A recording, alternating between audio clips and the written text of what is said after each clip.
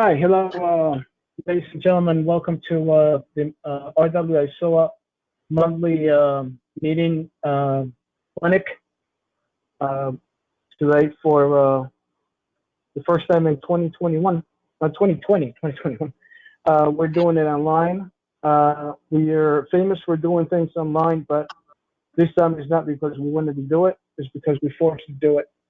So thank you, members and friends for stopping by. Today with us, we have Manny Ortiz, elite college soccer referees, co-founder and Assignor. Hi, Manny. Good morning, referees. Good morning, good afternoon, excuse me. Sorry. Good afternoon. Thank you for having me, Richard. I didn't know you were in Australia. And we also have with us Todd Abraham, NISOA Director of Construction. Thank you, Todd. Thanks, Richard. Hello, everybody. Good afternoon. Good evening. Good afternoon, everyone. Good evening. And good morning, yeah, Todd. we have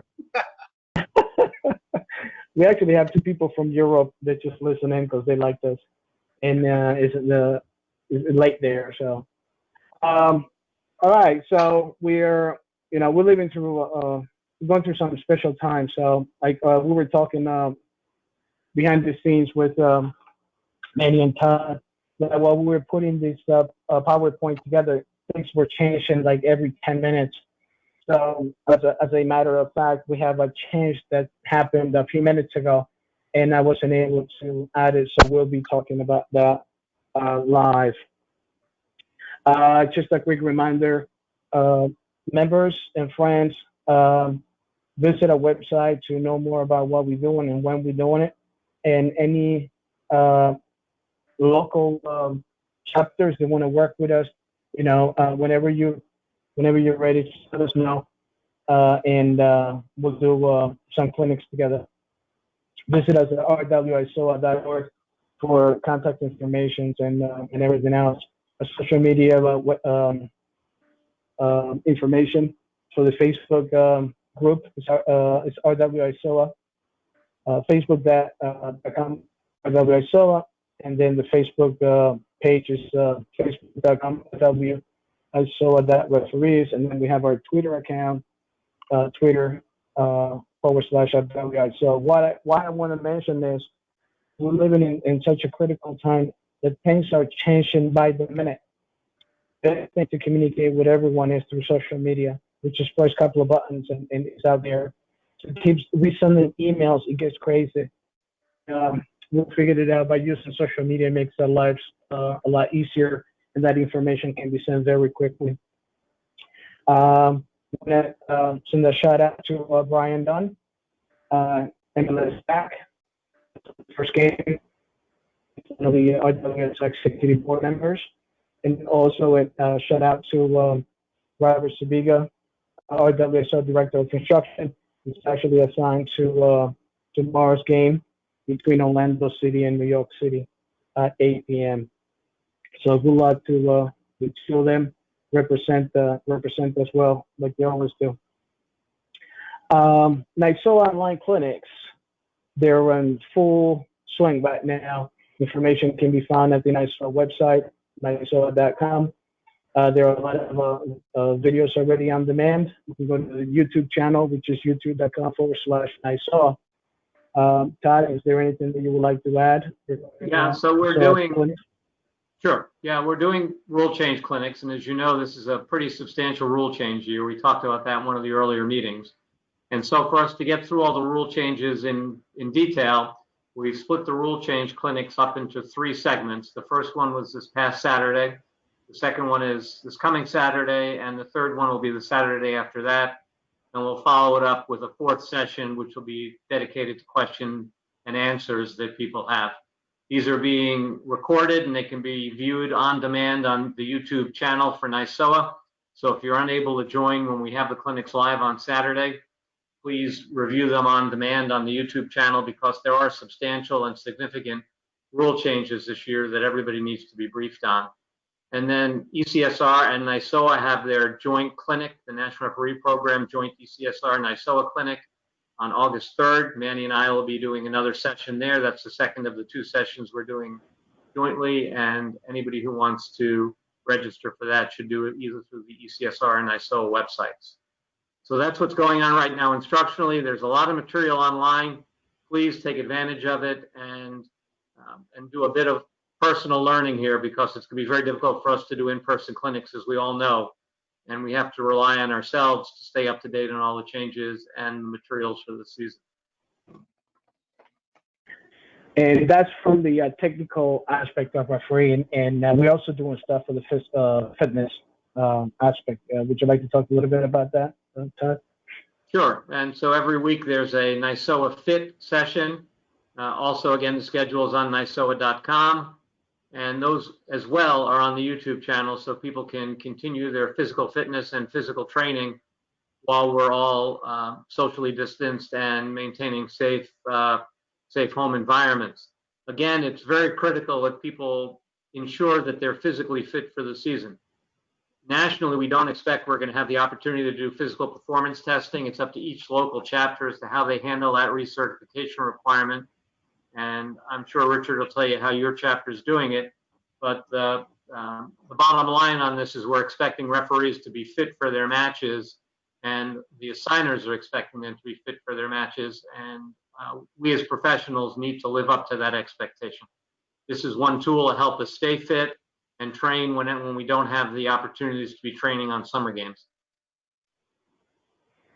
Yeah, going back to RWISOA, we're planning to have ours on the 25th of July and the second one in August. But due to the uncertainty of COVID-19, we decided to cancel the 7-5. We think it's too risky. And personally, I believe we will cancel the one in August as well. Even though if we can do it, it is too close to the season, and I really don't want to have anybody to get hurt and not have enough time to recuperate. So most likely we'll do something with a electronically. We'll figure something out. So that's about the fitness. Like Todd mentioned before, there are a lot of changes this year. So the good thing is, even though we don't have the physical book, and Todd can tell us when that may arrive, we do have the PDF version available for download. You can go to the Auburn Sports NCAA Central Hub. You can download it. It's right if you click on the rules, you can download it. And also on the NISOA website and in our website, RWISOA. Todd, any idea if we're going to have physical books this year? We will have physical books that went to the printer this past week. So we expect to get them from the NCAA just around the end of July, and we'll get them in the mail to all of our members as soon as they come in. The preseason mailing, as usual, will have not only the NCAA rule book, but the rules comparison guide between NCAA, high school, and IFAB, as well as the preseason guide, which will go into a bit more detail on the rule changes to try to help everybody prepare for the season. So that mailing will go out right around August 1st, or that first week in August, and people will have it prior to the season starting. But it all depends on when the NCAA gets those books to us. Typically, it takes them about 2 to 3 weeks to print and ship them to us, which is why we expect that mailing to go out around the 1st of August. Great, and being such of so many rule changes this year, it is very important to always have the differences between FIFA, iPad, and high school, and NCAA and NCAA PDF page with you at every game. But this year more than ever, because there's so many changes, and I'm sure that's going to be a pretty big file this year because there's so many changes. So when that comes out, we'll make sure that we email that to everybody, so everybody have access to that. That's a critical piece of paper. You should have it, not just the book, but the differences. You should bring it to every game. So while we on that subject, just some news there from the NCAA. The NCAA Men's and Women's Soccer Rules Committee is taking applications for any individual interested in serving as the Secretary of Rules editor for the NCAA. For more information, just visit the NCAA market.ncaa.org. I'm just going to leave that there for just a second. So for those of you that want to write it down or take a screenshot, that's www.ncaamarket.ncaa.org. All right, you know, there are some more changes, some more news, local news. The NJIT now is playing with the America East Conference. Used to be with the ASUN. So any information regarding those games, if you don't get any games this year, don't call Manny. Contact Paul, right? He's got that. He's assigning that conference now. And to correct me if I'm wrong, if you were assigned by Manny, Manny is talking to Paul, correct? And figured it out before you take away those names from those assignments, correct? Is that how it works, Manny? It's Paul's decision there, and I sent him those assignments, but I would contact him because I'm not sure exactly what he's going to do as far as changes. Plus, as everybody's aware, there's several changes with teams not, good playing non-conference. So he's going to have a lot of changes with that NJIT schedule. So contact him is your best bet at this point going forward. Good, thank you, Manny. Also, UConn came back to the Big East. Used to be part of the AAC. Now it's back the Big East. So that's also for San Marino. And then we have College of Staten Island move up to Division II now. They're going to be playing under the East Coast Conference of Division II. That one is assigned by John Collins. Any questions? Contact John. If you don't have their information for Paul or John, you can visit our website, go under assigners, and all the information of every assigner that we know that we deal with around the country is there. All right, more changes, more news, conferences. Big Ten, for now, conference games only. And for the NEC, they're not going to start earlier than 9/10. If there is a season, they're not going to start until at least September 10th. For the MAC, the Freedom and the Commonwealth, no earlier than September 18th. So there's still a possibility to have games coming from those conferences. The ones that postponed the season or canceled the season that we know of are the Patriot League, the Ivy League, the CACC Division II, Centennial Division III, and then we have College of New Jersey as well. And I was going to mention, excuse me, a couple of schools from the JUCO, but we do have late news about the JUCO. Chuck sent me an email, detailed email of what was happening with the JUCO. And when I was done uploading all that information to the PowerPoint, I received an email that the NJCAA has moved all the contact sport games to the spring season. There will not be a local Region 15 women or men's soccer for the 2020 season. So this is what Jack had told me. So the only thing that really is relevant now is the bottom part, what it says, if we do not play, and that is the case, they will not be playing. For all of you that receive assignments in Arbiter from Jack Sweeney for all those JUCO games, he will mark them as postponed in Arbiter. He's not going to cancel those. And he will give you, once he uploads the new one, the new schedule, whenever that happens, he will give you a first shot to reaccept in the games if you're available. So I'm going to repeat that, and that's important. If you were assigned games for this year, those games will not happen. So what he's doing is going to keep your name okay, on that game. And when he gets those games rescheduled, it's gonna allow you to either accept them or decline them. So that was pretty good. That was very nice of him.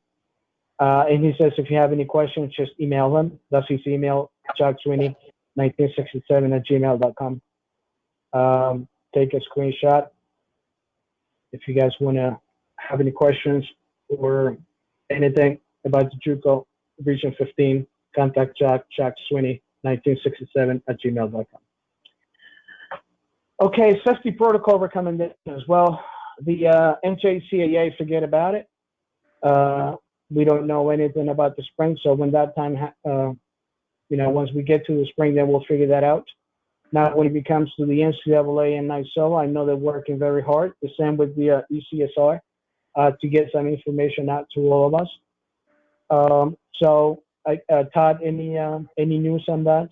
Yeah, we'll have safety protocols as part of the preseason mailing as well. So there will be the most up-to-date information that gets mailed out with everything else that goes out with the rule book. We are waiting for the NCAA to develop their protocols that cut across all sports.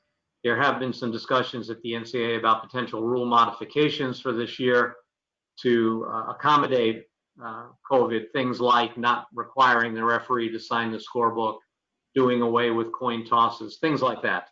So waiting for those kinds of rule modifications to see what the NCAA decides.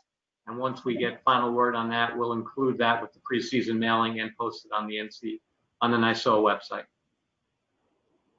website. Very good. Manny, anything from your side? Same?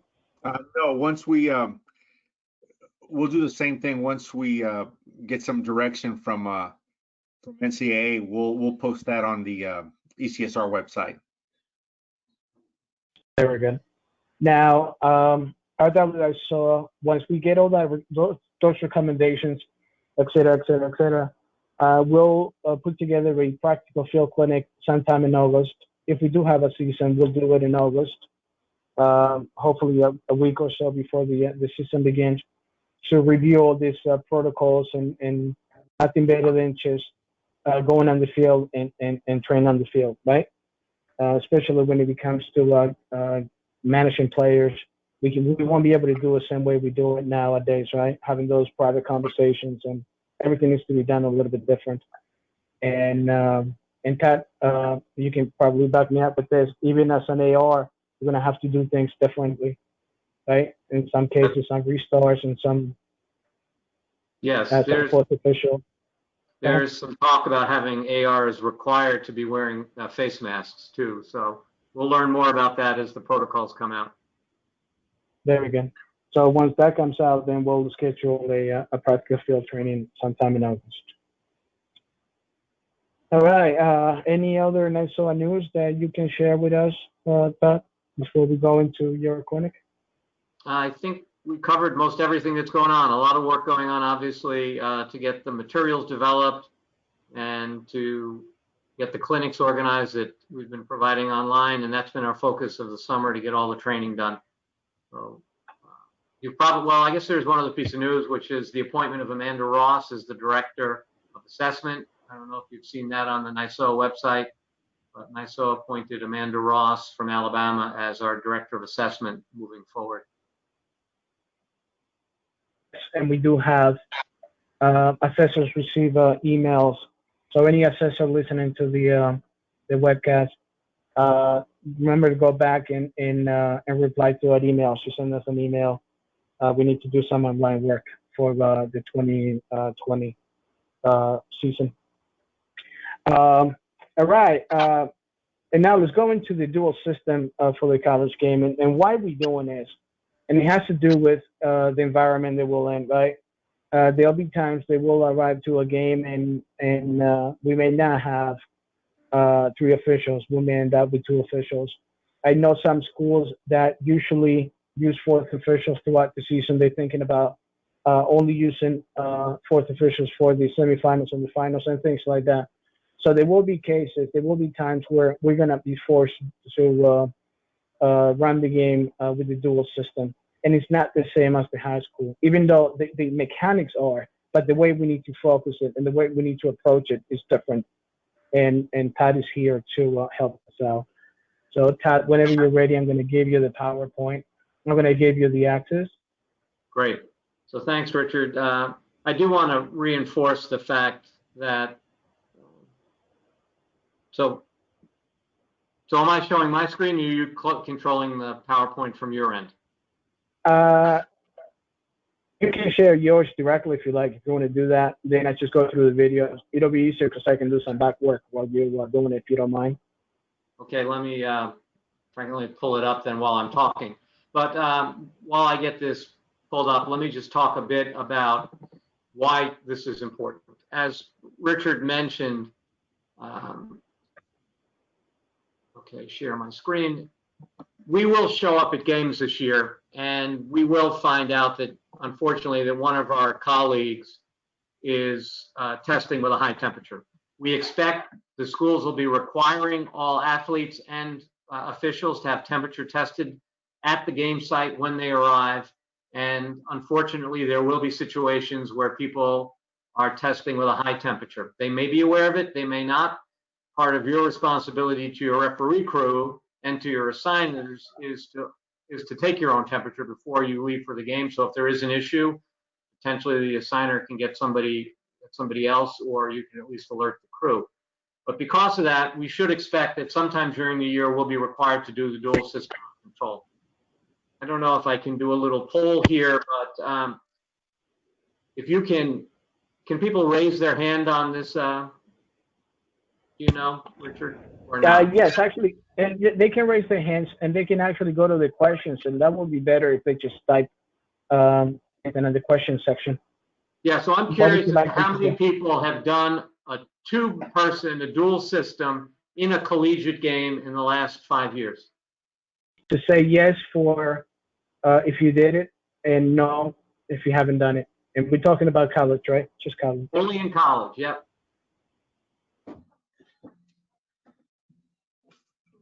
And I don't know, can you see the numbers, Richard? How many people have said yes? I'm getting to that right now. I'm going to give you a percentage. I see it. Yeah, I see it at the top. Okay.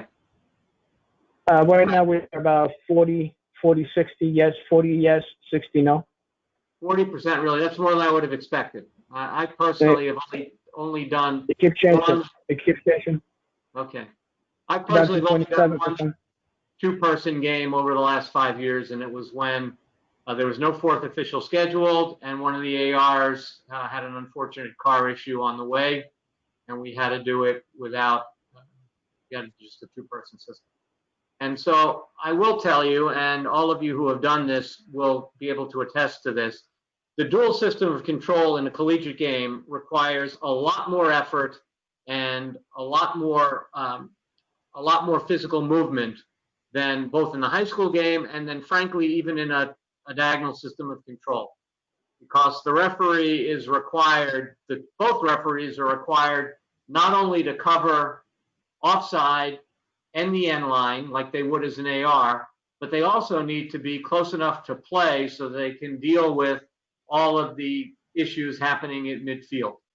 If you just stay even with the second to last defender, expecting only to deal with offside and seeing fouls from 40 or 50 yards away, we all know how that's a recipe for disaster in a collegiate game, where players are operating at much higher speed, much higher intensity, and with much more physicality than in the high school game, and requires the presence of the referees. So because of that, we are required, if you do this, to make some compromises. And I think one of the things that we have to think about here with the dual system of control is the compromises that we're making to be able to cover both fouls and misconduct, as well as offside and balls out of play. And as a referee, I think you have to judge based on the tenor of the game how much of those compromises you're willing to make and what you'll compromise. So a very close offside, as long as you're consistent with always calling those the same way when you may not be in perfect position, will be fine. The same with a very close touchline or an inline play when you're not in perfect position. And in those situations, my recommendation would be err on the side of the defense. I know we like a high-scoring game and we prefer attacking soccer, but in those situations where we can't get it perfectly right, err on the side of the defense and make sure that you and your partner are on the same page about that. So as I go through this, the dual system. It's important, as this says, that you understand the lead and trail movement, and that the fact here is that you need to pinch in and cross to the other half of play as play dictates. You can't view the halfway line as a barrier as the trail official. There are times in the dual system of control you will need to be down to the penalty area on the other side of the field. It is the only way to properly cover the field with just 2 referees, which means the counterattack is going to be very challenging to cover. So while referees, and the head referee is the referee, by the way, that's on the bench side of the field, but the head referee and the referee both have the same duties on the field. One is not more important than the other. The head referee doesn't overrule the other referee. Both referees' whistles are equivalent. So the head referee is on the bench side and deals with substitutions, the coaches in the bench. The other referee is on the other side of the field. But the referees both need to be comfortable getting as far in as the top of the penalty circle arc, the D if you like, because at times play requires that. When that happens, and on a quick counterattack, referees need to make sure that they are getting back to cover that offside situation as quickly as possible, and the trail referee has to watch for behind the play. So here's a situation on a restart where the trail referee is even with the offside line, the offside situation, as is the lead referee at the other side of the field, and you can see how the middle of the field is left wide open. Now, from the position of the players here, you can see that the middle of the field doesn't really need much coverage from the referee. But this trail referee ought to be thinking about being in a position closer to these players if there was an attacker in that spot. Covering this offside line for this trail referee at this point is not as critical as making sure any kind of contact or foul that might occur here on the restart is covered. So there is no Cadillac position, if you like, for these restarts, but rather a reflection of the game situation. Clearly, these teams are playing into the mixer here. It wouldn't be unreasonable for this trail referee even to be down in this situation, this position, to be able to watch this action here from the backside while the lead referee is watching for the offside situation. So while this position may be appropriate for a high school game, it's probably not appropriate for the collegiate game, even on this kind of a restart situation. And you can see here now, as play gets closer to the goal, this trail referee is pinching down, way down. This referee now is only between 25 and 30 yards out from the end line, and that's an appropriate position. Once the goalkeeper gets possession, which looks like it's going to happen here, this referee needs to immediately start to get back into position for a long clearance and shouldn't now be lingering on any kind of play going on in the goal area, but that needs to be the responsibility of the lead official.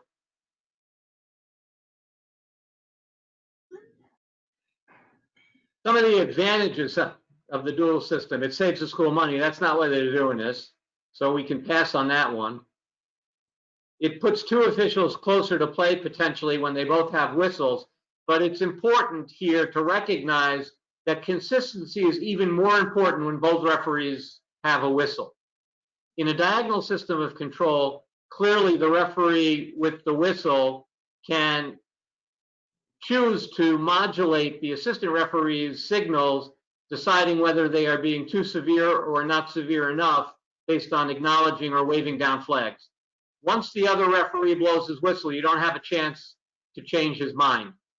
And so advantage situations, consistency situations are even more important and need to be not only part of the pregame discussion, but need to be continually adjusted throughout the game And referees should be making eye contact continuously to ensure that their level of foul calling and the level of misconduct are consistent between both referees. You have to be very much alert to off-the-ball coverage, but as I said, you're making compromises by being aware of off-the-ball coverage with your ability to be able to accurately judge offside on long clearances and end-line situations that might occur while you're trying to catch up to play.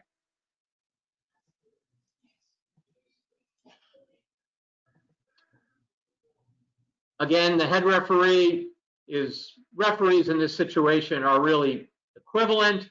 If issues are not covered in the rule book, the referee has the power to rule on those just like any other time, but both referees have the opportunity to stop the clock, to stop time, to call a trainer out, and all of the duties of the referee. It's important to recognize that neither referee has the ability to overturn the decision of the other official. Now, if there's something that the two referees have seen differently, you may consult on that and you may come to a common point of view, but one referee, because he is or she is the head referee, doesn't get precedent over the other referee. Offside here, good position, but again, trail referee needs to be able to watch the rest of the play. And I think as a matter of practice, one can think about how when you're an assistant referee, how your focus on the offside potentially takes you away from being able to adjudicate fouls, especially on the far side of the field, requires the trail referee to take a more active role.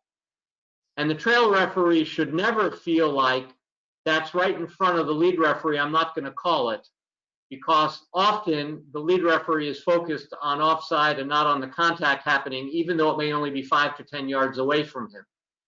And it's important in this situation to get it right, and referees should not take exception to and not feel that they're being shown up if a whistle is blown right in front of them. And if a coach makes a comment like, how come he made that call when it's right in front of you? It's very simple to say, as part of our pregame, my focus is on offside, his focus is on the contact. Just be proactive about that.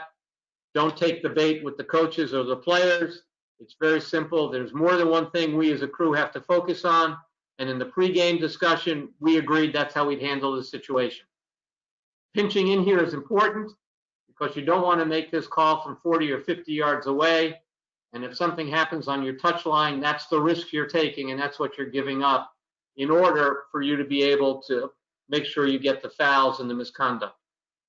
Again, in terms of priority, fouls and misconduct is number 1, and then offside would be number 2, and ball in and out of play would be number 3. Obviously, we want to get all those things right, but we have to make sure that we're in the proper position to call the fouls and get any misconduct that may occur, because that will impact the game more than any of the other things that we talked about.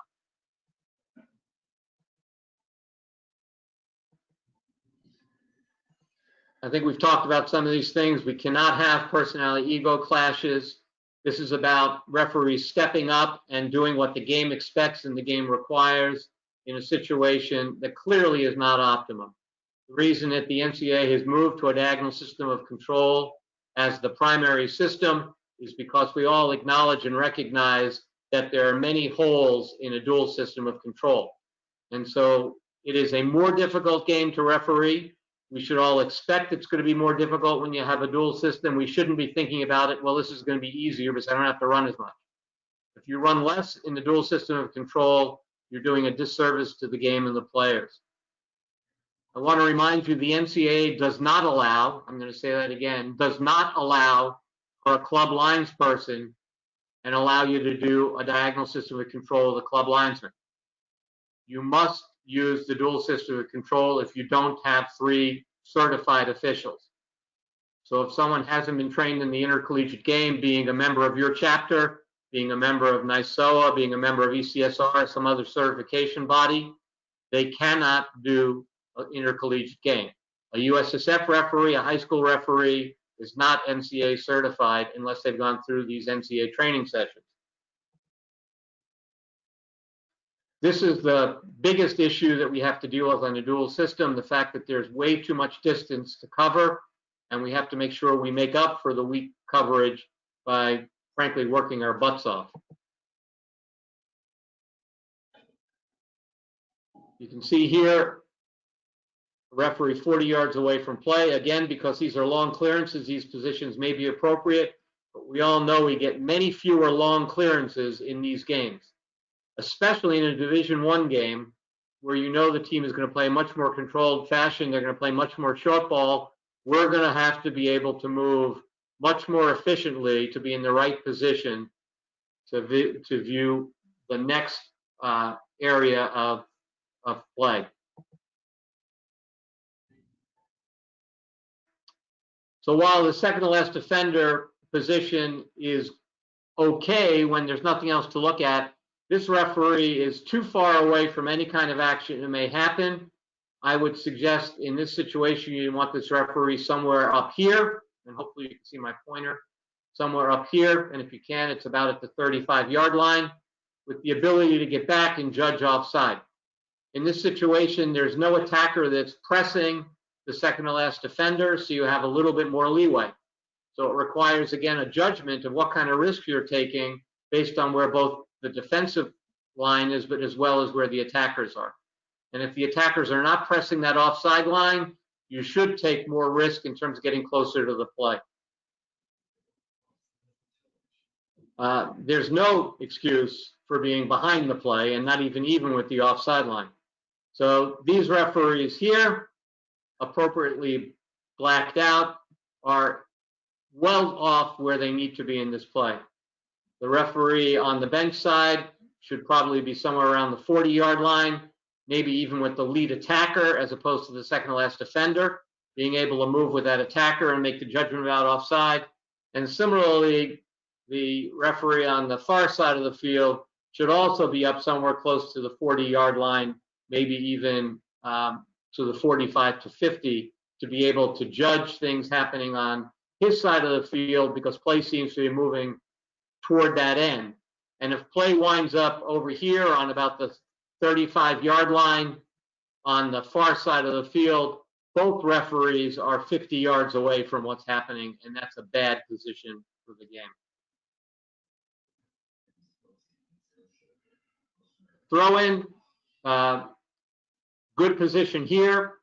In this situation, this referee might even get up here a little bit more to be able to judge any kind of contact. It looks like the ball is going to go to number 7. That might be a better position to be able to view things. Again, no one seems to be pressing the offside line, so can take a little bit more risk on giving up some of the offside to be able to judge contact at the point of when the ball arrives at the attacker's foot or head. Trail official here, I would suggest not even seeing the rest of the field, ought to be no further back than probably the 30 to 35-yard line of the attacking half of the field here to be able to pinch in on a ball that might come across the field. But again, this requires reading the game and being in the proper position. Here a referee decides that he or she will stay even with the offside line, which in this case is midfield. There isn't even a defender 15 yards from midfield. The position of this referee needs to be in the mixer here. This is a situation where the referee, the trail referee here, ought to be down at the 20-yard line, the 20-yard line in the football field, or even inside, maybe even with the top of the circle. And if there's a long clearance, you are definitely going to give up something on the counterattack. But it is, again, it's a matter of what are you willing to risk to make sure you're there to see the more important activity. Would you mind going back to that one a little bit? Sure. Now, also the lead officials on their own position. Can you explain to the group where they're supposed to be? I can't. Is this the lead official over here? I can't really see him. That's yes. The lead official.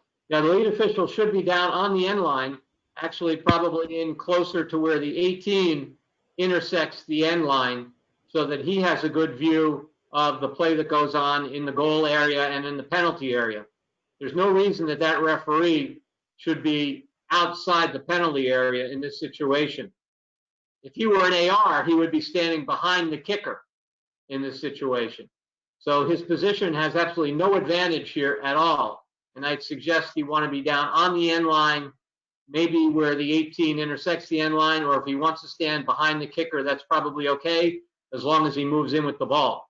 Clearly, there are no attackers available to get a short ball. There's one attacker here, well guarded, well marked by this defender. This ball is going right here. And the referee is not in an appropriate position to be evaluating any kind of activity in this area here. And so with this situation, this lead official needs to be probably where this ball person is, frankly, more than any place else. Is that what you're looking for, Richard? Yes. Will it be fair to say that in this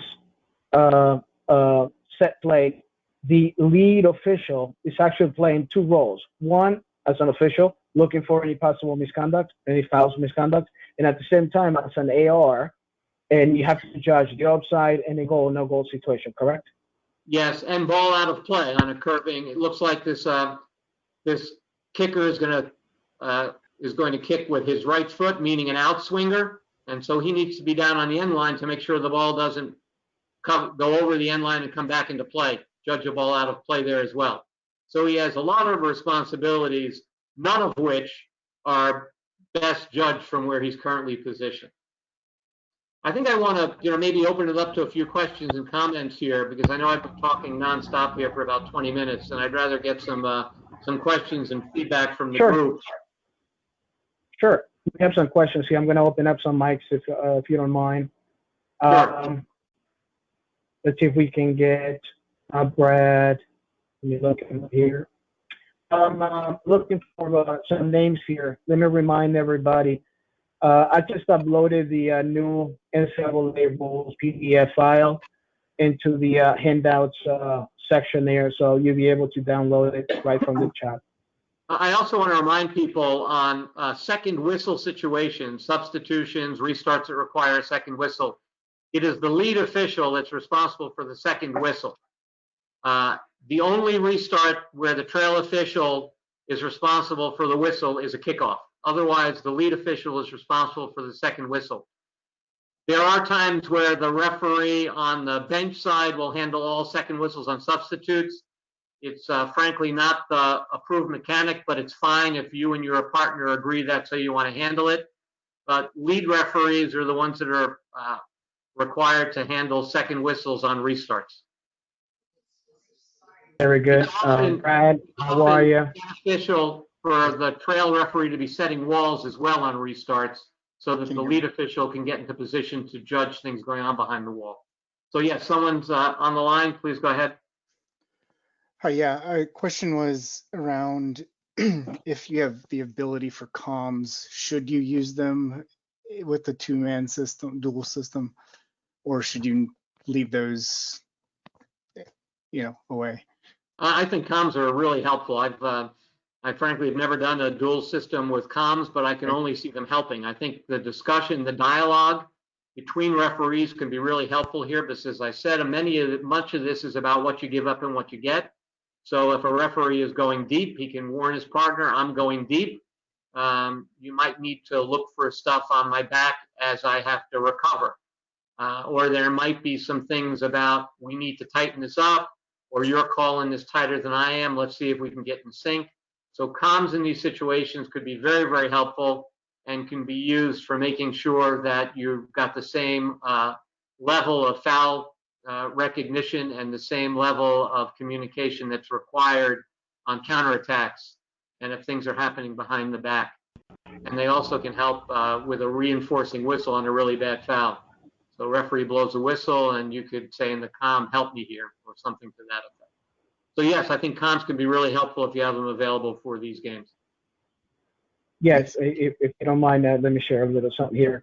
I did use a few times for high school games, and with the dual system, since many times we happen to be very far away from play, and sometimes the guy who's happened to be 30, 40 yards away is the one with the better view.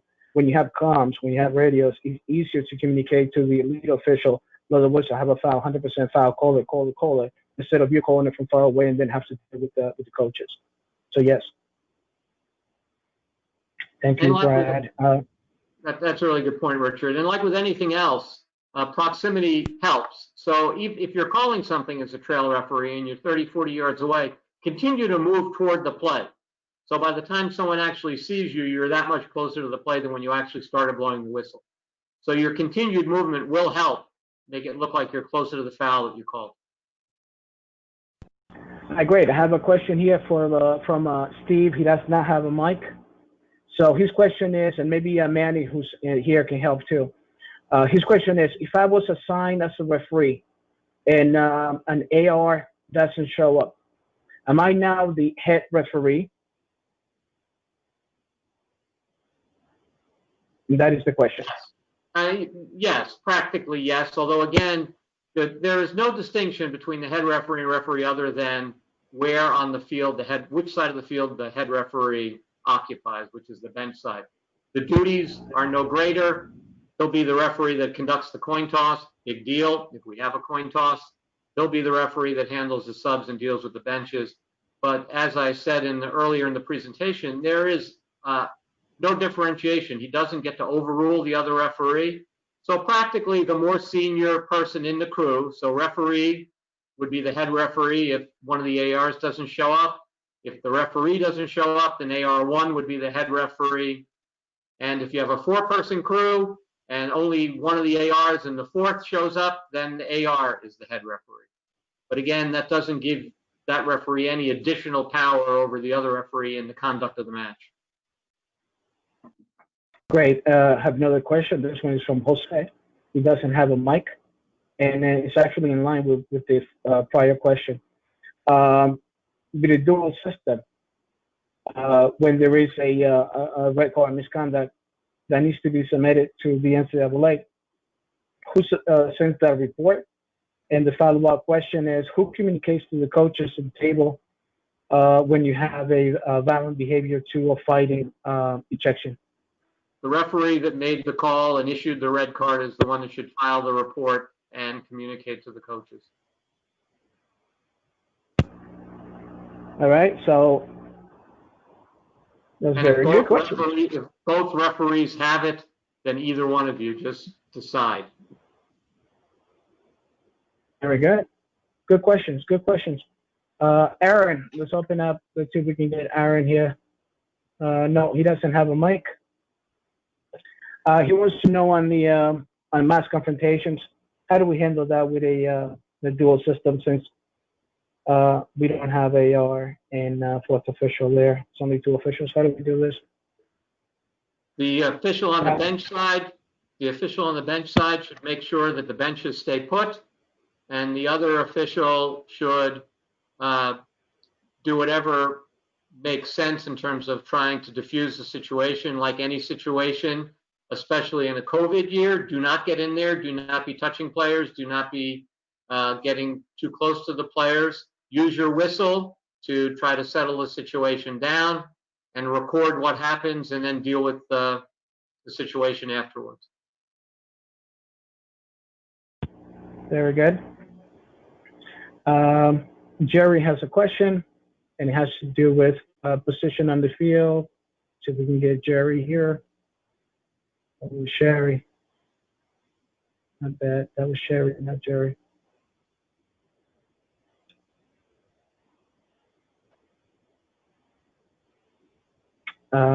Sherry, you there? Yes. Hi, you have a question for us? No, the question was at the halftime interval, do referees swap their positions on the sides of the field? No. That's why no. I mean, similar to AR positions, you want each team to experience each referee, with that referee being, if you like, the person judging offside. So no, they don't. And not sidelines either, right? No, they don't need to. If you want to, you can. There's no reason to, but if you want to, you're more than welcome to. But no, they don't need to. Thank you. Thank you for the question. Yeah, Richard, at the end of time that you wanted me to go, I'm happy to continue to answer Go questions. ahead. I am aware of the time here. We need to move on to Manny.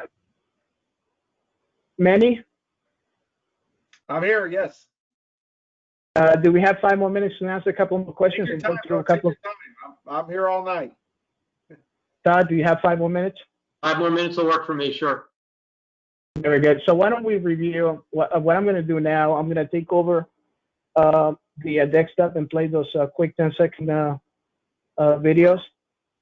Yep.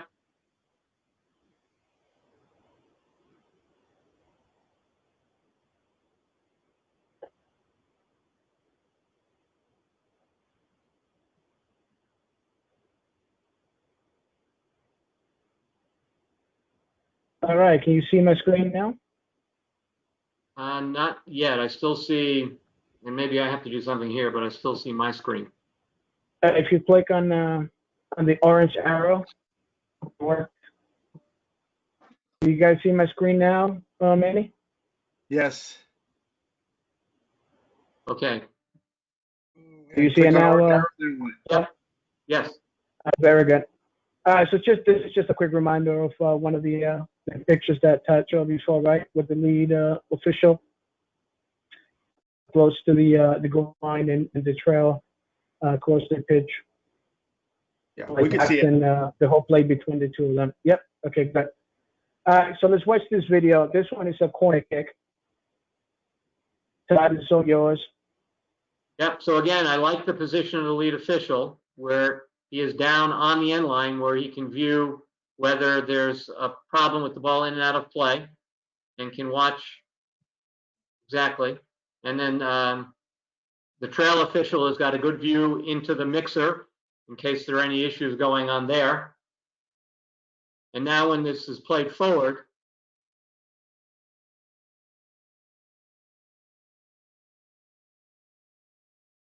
Let me know if you want me to stop it at any time. I want you to stop it here. At this point, that trail official is caught. And once that ball starts to swing out toward the 18, the trail official is now the lead official. So if you can go back just a little bit, maybe go back, yeah, a little bit more.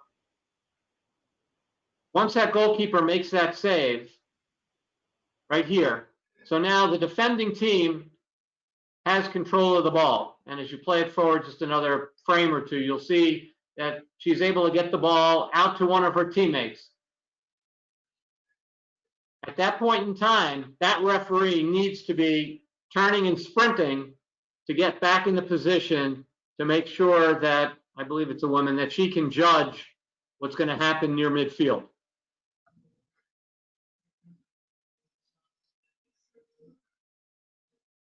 And that referee, by this point, ought to have been at the midfield line.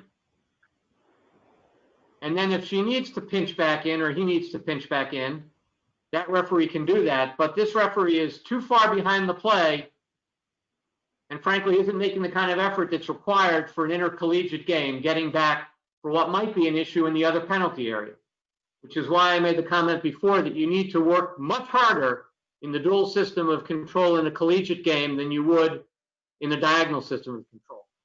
This is a place where that referee should be sprinting.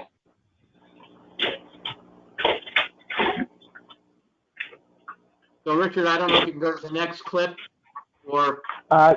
go to Manny. Yeah, just give me 1 minute. I'm going to play another clip just momentarily.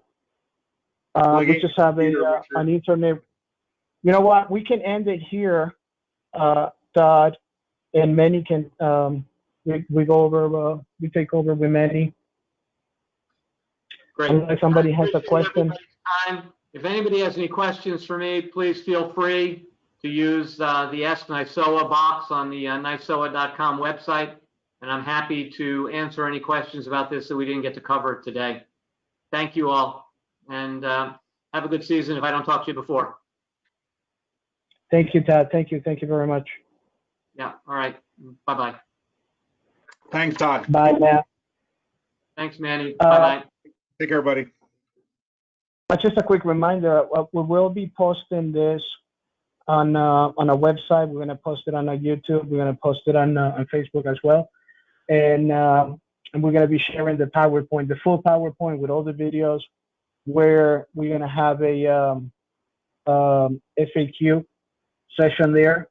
So, and if you still have questions after going through all the questions and the answers, feel free to contact Todd directly.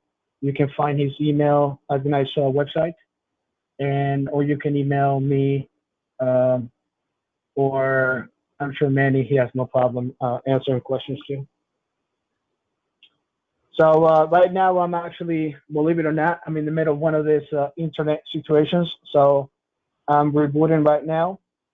So Manny, if you want to use this time to talk a little bit about ECSR while I'm rebooting, and before I go through the dual summary, would you mind giving some ECSR news? Sure, be happy to. Be happy to. Let me know when you want me to stop, because I can talk forever. I'd like to welcome everyone. When it's soccer, I'm like the rest of you. I can talk forever. Ladies and gentlemen, you have females in your chapter, Richard? Yes. Okay. So, ladies and gentlemen, thank you for having me on today. Name's Manuel Ortiz Jr., Manny, or Manny's what everybody calls me.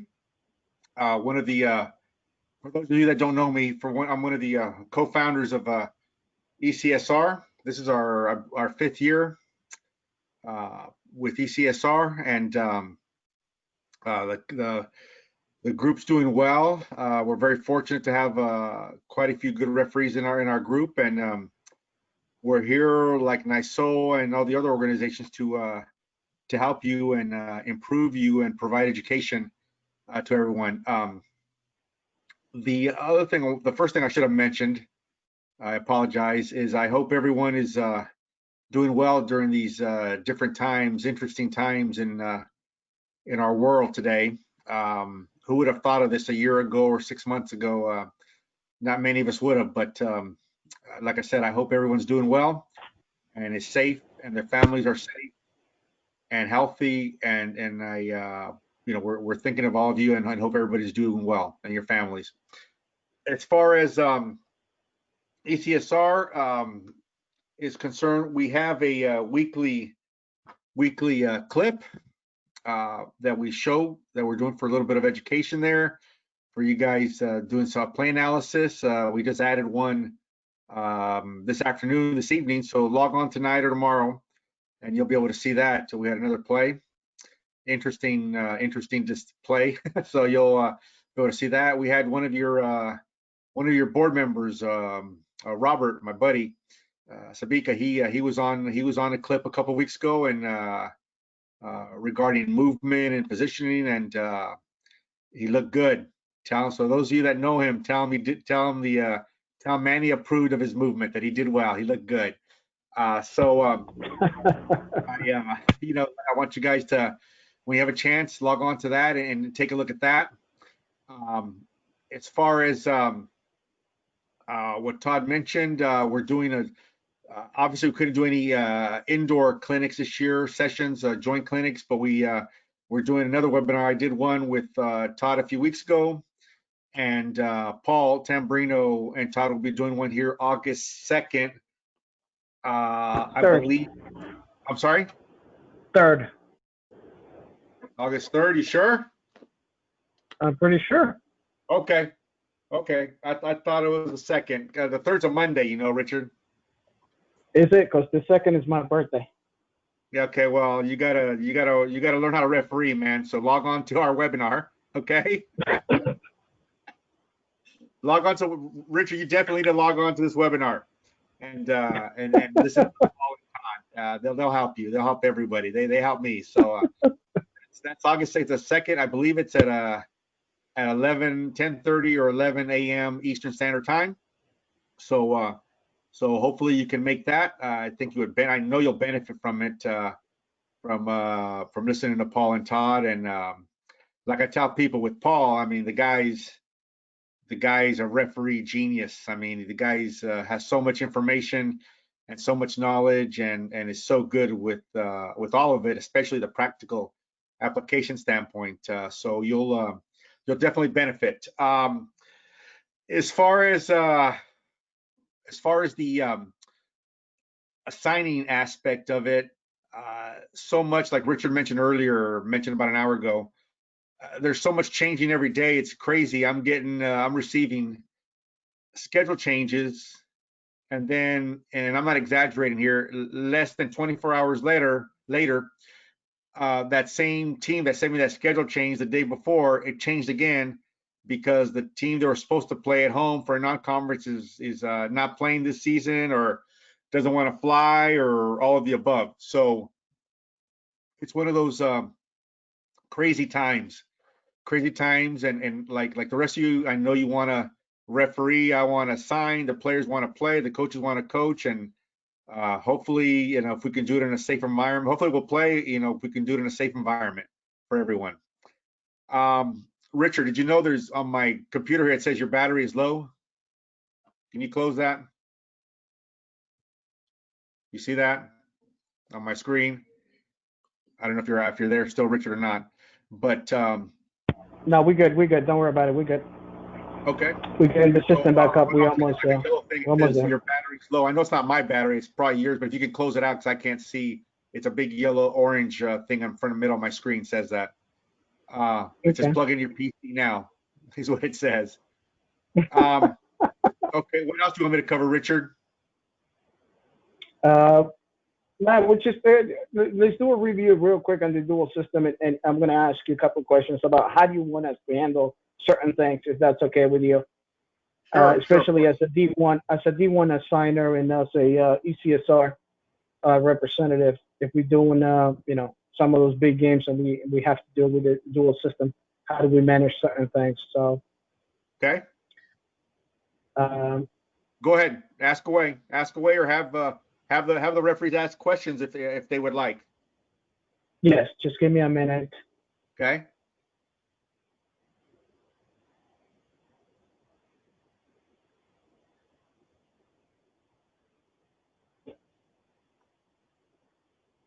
One thing I could say that I would say, and like I said, as far as, you know, we could obviously spend a ton of time on dual system. We could spend. Thank you, Richard. Now I can see better. Now you can see me better. And I can't right. see you, man. I see your your screen. The screen. The screen. Yeah, well, it's coming up. It's coming up. Okay. So anyway, what I was going to mention to everyone is, I mean, there's so many other things that and Todd did a great job, but the other thing, along with the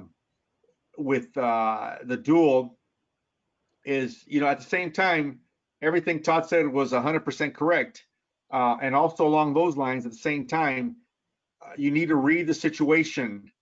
You know, for example, there might be and Todd mentioned this, you know, as the game needs you to make adjustments, you make adjustments. So for the example I'm thinking of is, let's say you're having it's a situation where you made, you know, one or two, you're by the bench side, you're the referee on the bench side by that touch line, and you had like two or three, a couple of very critical situations where you had to maybe call a penalty kick and or issue a red card, and like they're to the same team, you know, some kind of extenuating circumstances where in a situation like that, I would recommend that you consider moving to the other side. I realize that's not common practice, but at the same time, like I said, like I mentioned to everybody, read the situation, you know, feel the situation. And if it's a case where you maybe might need to go to the other side where there's no benches, because you just called, like I said, maybe a penalty kick they think's questionable, and maybe you give a red card and they think that one's questionable, you know, you might want to get out of there for a few minutes in front of the bench. You might want to move away. Make sense to everybody, Richard? No, most definitely, especially at college, right? College environment, which is different than high school. We're there to manage behavior. So if we're there and we just made a critical decision as a referee all over the place, so you can run away. But with a dual system, you're going to be right in front of the benches. So it may not be a bad idea to switch sides just to calm things down a little bit. So yeah, I agree with you 100%. Yeah, and I'm not saying you switch sides, for the rest of the game or anything like that necessarily. I'm saying you just switch sides, let get the referee that made that call, maybe him go to their side, and you come over the referee that wasn't involved in the decisions, and he can maybe calm things down, or he could be the nice cop, the nice guy, and because they're not going to be as mad at him obviously because he didn't issue the red card and or call the penalty kick, which that that team thinks that was incorrect. So just think about, use your common sense is what I'm trying to say. Be practical about these things. Use your common sense. Don't pour fuel into the fire if you can avoid it. No, most definitely. Let's see. Sergio has a question here. Let's see if we can bring Sergio in real quick. I know we keep going back to the dual system. It's just that it's so important because I really like to focus on the differences between college and high school. So let's see if we can get Sergio to unmute. What's up, Sergio? How are you? Hey, how you doing, Richard, Manny? Hi, Sergio. Sergio Basile. My question was, what do you do if either one of the teams or both teams refuse to play under the two-man system? What do you do as referees? Okay, are they obliged to play?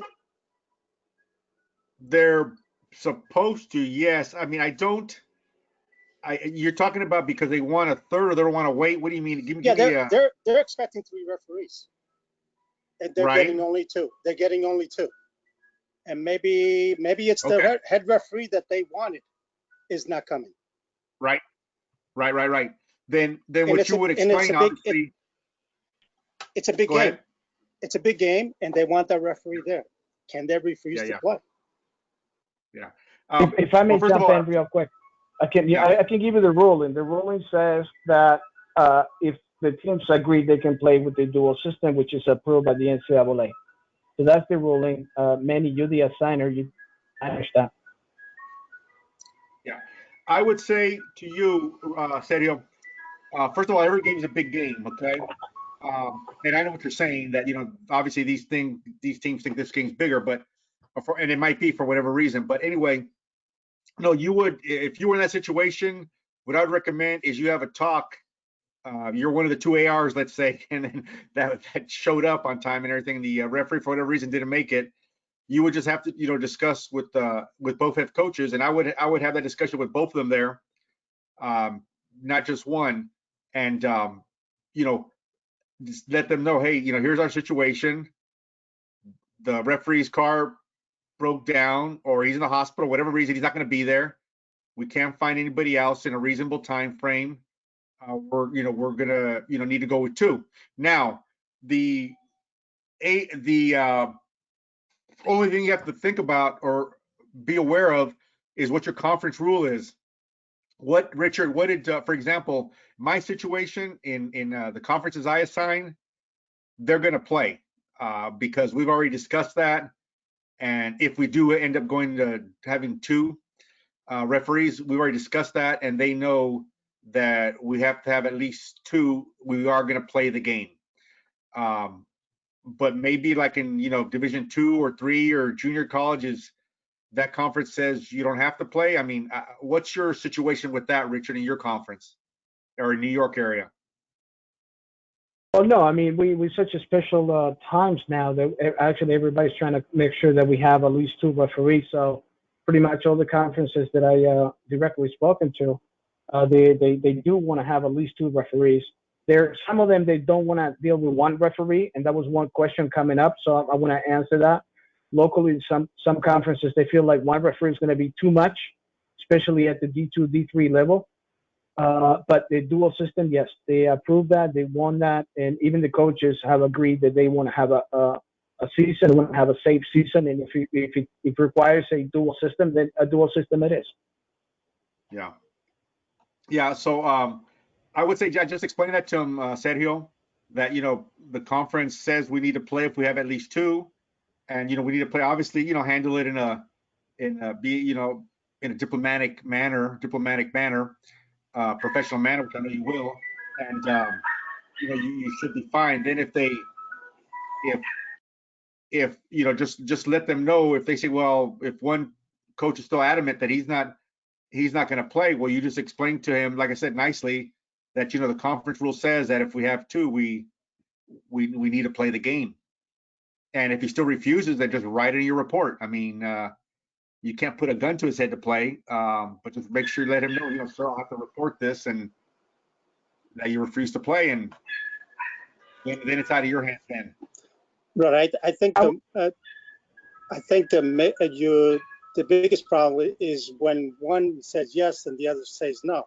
That's when you have to be. I think at that more moment diplomatic. is when you're gonna pick up the phone and call the assigner and trying to reach the assigner and trying to figure that out. Yeah. And then just be proactive. That makes sense. I think that's the only way.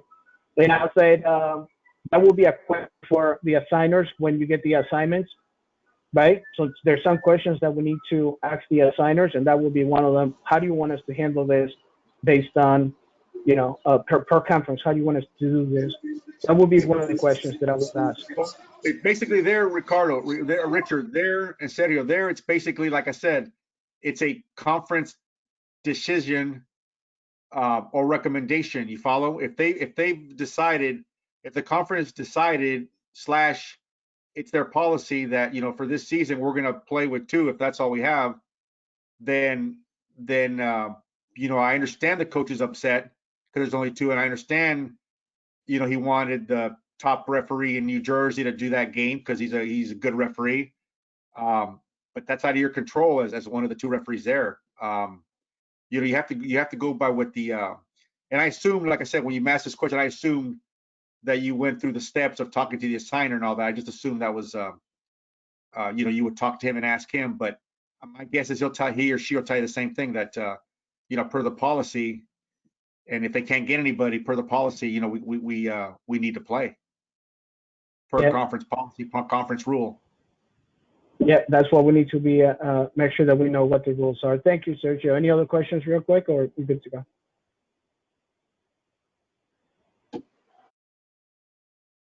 No. All right. We have a question by Patrick. Don't know if Patrick has a mic or not. Mike, Patrick, how are you? Have a question for us, and that has to do with the dual system. Very good, Rich. Yeah. Great presentation. First of all, on the dual system. And my question just is about dealing with penalty kicks on a dual system in regards to the placement of the trailing referee on a PK. Is he to take the position that the AR would typically take in that situation, or what is the process with a two-man system for a PK? That's actually a great question. And the answer is the referee, the lead referee is the one that blows the whistle, right? And he's the one that's supposed to be ahead of play, goal or no goal situation. I don't think Manny or any other assigner, college assigner, will be too picky when it becomes to mechanics on a PK. What they want you to do is make sure you make the right call first, and then you have one of the referees on the goal line and another referee somewhere between the penalty spot and the top of the penalty area for a quick breakaway. So I don't think they care too much of who's gonna do what, other than blow the whistle, the one near the ball. Correct me if I'm wrong, Manny. Yeah, that's correct. You can do it that way, where you have one by the goal line and one that's one position, one by the goal line and one like on the 18, just inside the 18. But another option, remember, it's all about options here. Another option here is you can have one referee. Let's say the trail, it would be if you're seeing there's some attackers by midfield still or close, you can have him maybe just outside the penalty area, like 5, 8, 10 yards outside, and have the other like around even somewhat inside the penalty area, somewhat close even with the penalty mark. where he'll blow the whistle, or she, if it's a she, whoever it is, that referee, the lead one, will blow the whistle for the taking of the kick. And then as the kick is taken, that lead official will start moving in close to the goal line to see if, if there is a play that's close to the goal line that he or she need to judge. Do I understand it? There's what I'm saying. I guess, very good answer, Manny, but my question is on watching the goalie for movement. Should there still not be a positioning where the AR, or as we would call it, the trail referee, or the referee whose end the offense occurs, which one watches the goalie for movement, because that's now a cautionable offense, correct? Correct. And that's what I'm saying. If you're comfortable, is it Patrick? Yeah, it's Patrick. Yeah, Manny. hi Patrick. Yeah, Patrick, if you, let's say you're the lead and you're blowing the whistle, Patrick, for the kick, and you're inside the penalty area, let's say, like I said, you're even or close to the penalty mark, if you're comfortable, you can detect that and see encroachment if there is, then you can handle that. If you feel if you feel it's that important, or you feel that you need to have somebody on the goal line, then like I said, then go to the goal line. If you feel that strongly about it, is what I'm saying, then you can go to the goal line and call from there, or call right by the goal line, and have the other referee, your trail would be, like I said, just outside the penalty area. Got it. Understood. Thanks, I guys.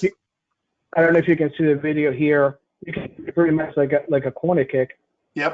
Where one referee is going to be on the goal line, and the other one should be somewhere around the 10 here, right?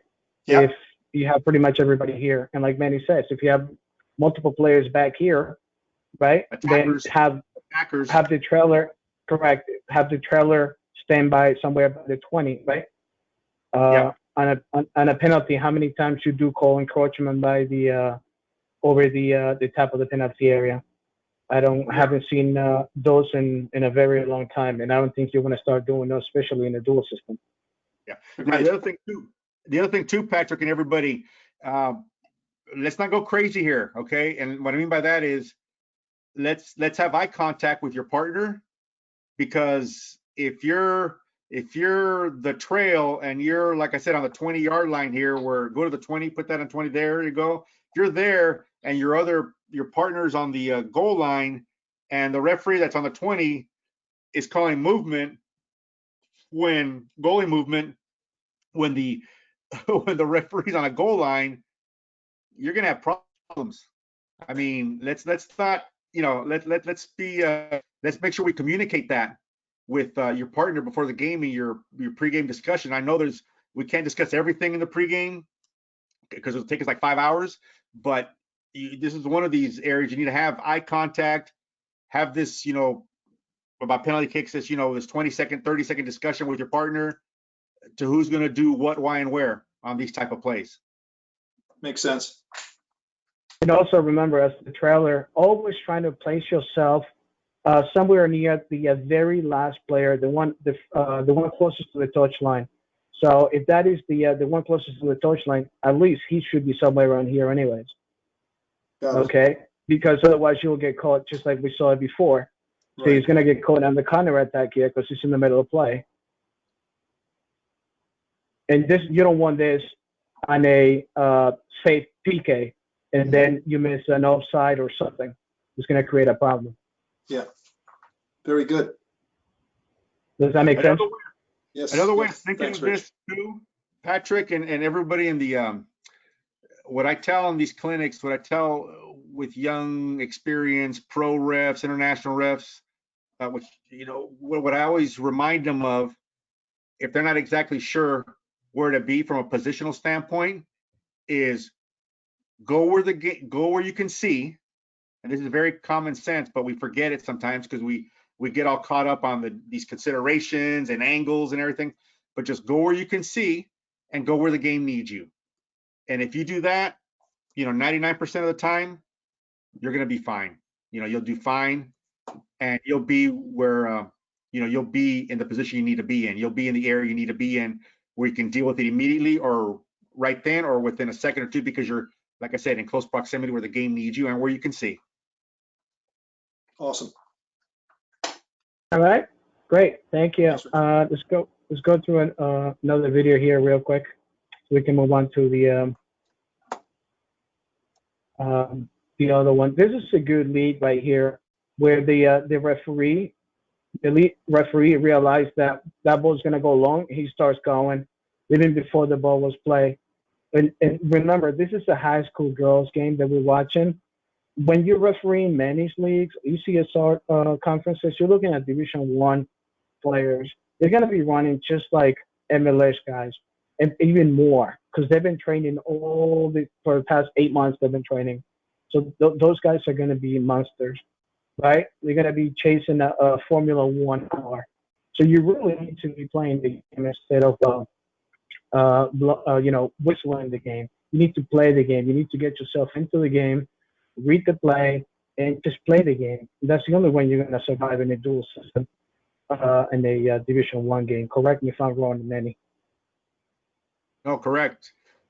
Be, like Richard says, be ready. The game's faster, the higher levels. The game's quicker. The speed of thought is quicker. So you have to be prepared. You have to be on your toes. You can't be flat-footed when there's dynamic play. You can't be flat-footed because guess what? Next thing you know, you're going to be 15 yards behind play. When if you would have been paying attention, you would have been, right there a few yards from play. So be on your toes, be ready. Look where next phase of play is possibly going, and you'll be fine. And that brings us to this video right here. You don't want this to happen in a Division I game.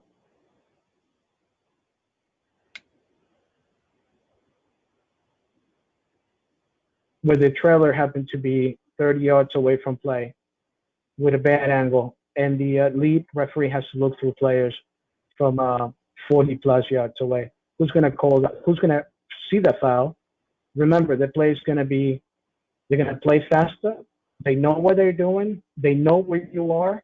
So they're going to be doing things behind your back. So this is not going to be acceptable in a college game. This position by this trailer is not acceptable. I know we're going to bring something else into this video here, Manny. Yeah, no, it's good. Trail here should be anticipating.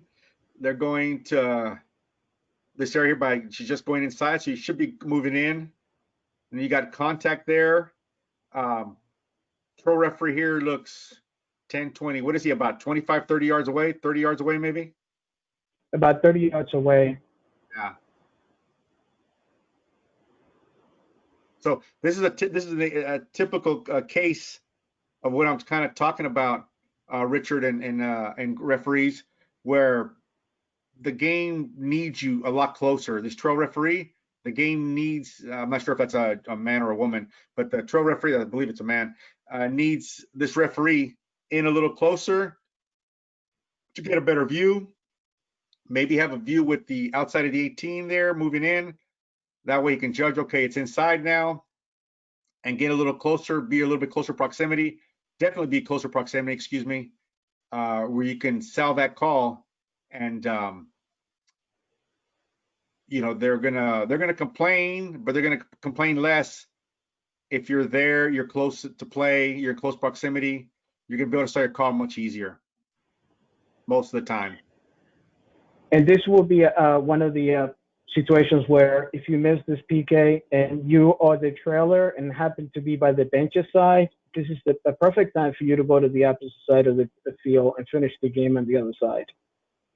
Because you do not want to have those coaches right behind your back on you how they feel about the play, because you're gonna be upset. You're gonna have to do something, and it's not gonna look good. One key thing here, though, is the referee has enough time to play to read the play. So if you're playing the game, you see what's going on here, and you have enough time to react. You may not get closer. You can start catching a good angle, right? And when they stop here, that's giving you time actually to get closer to play right there. Yeah. That should give you enough time to get you somewhere around here. Yeah.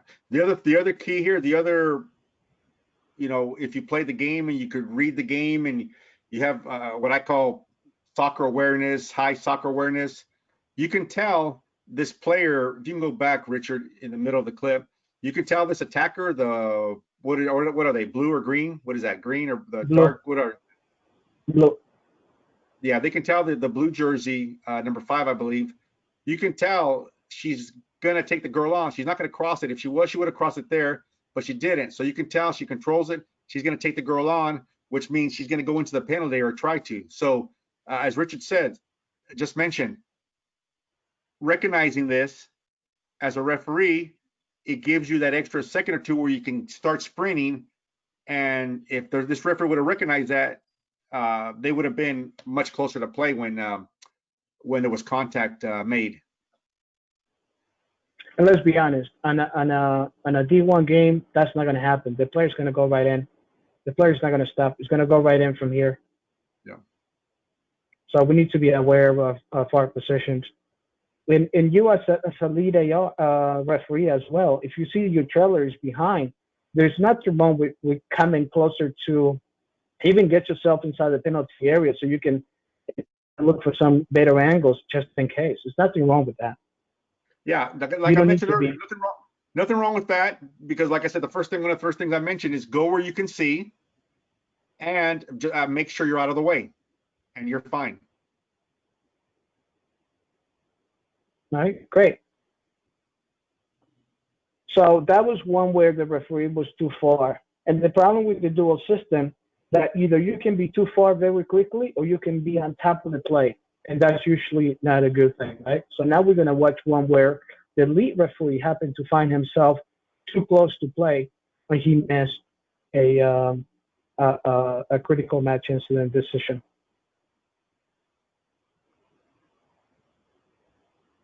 Do you see the video well, Manny? Is it moving well? Fairly well, yes.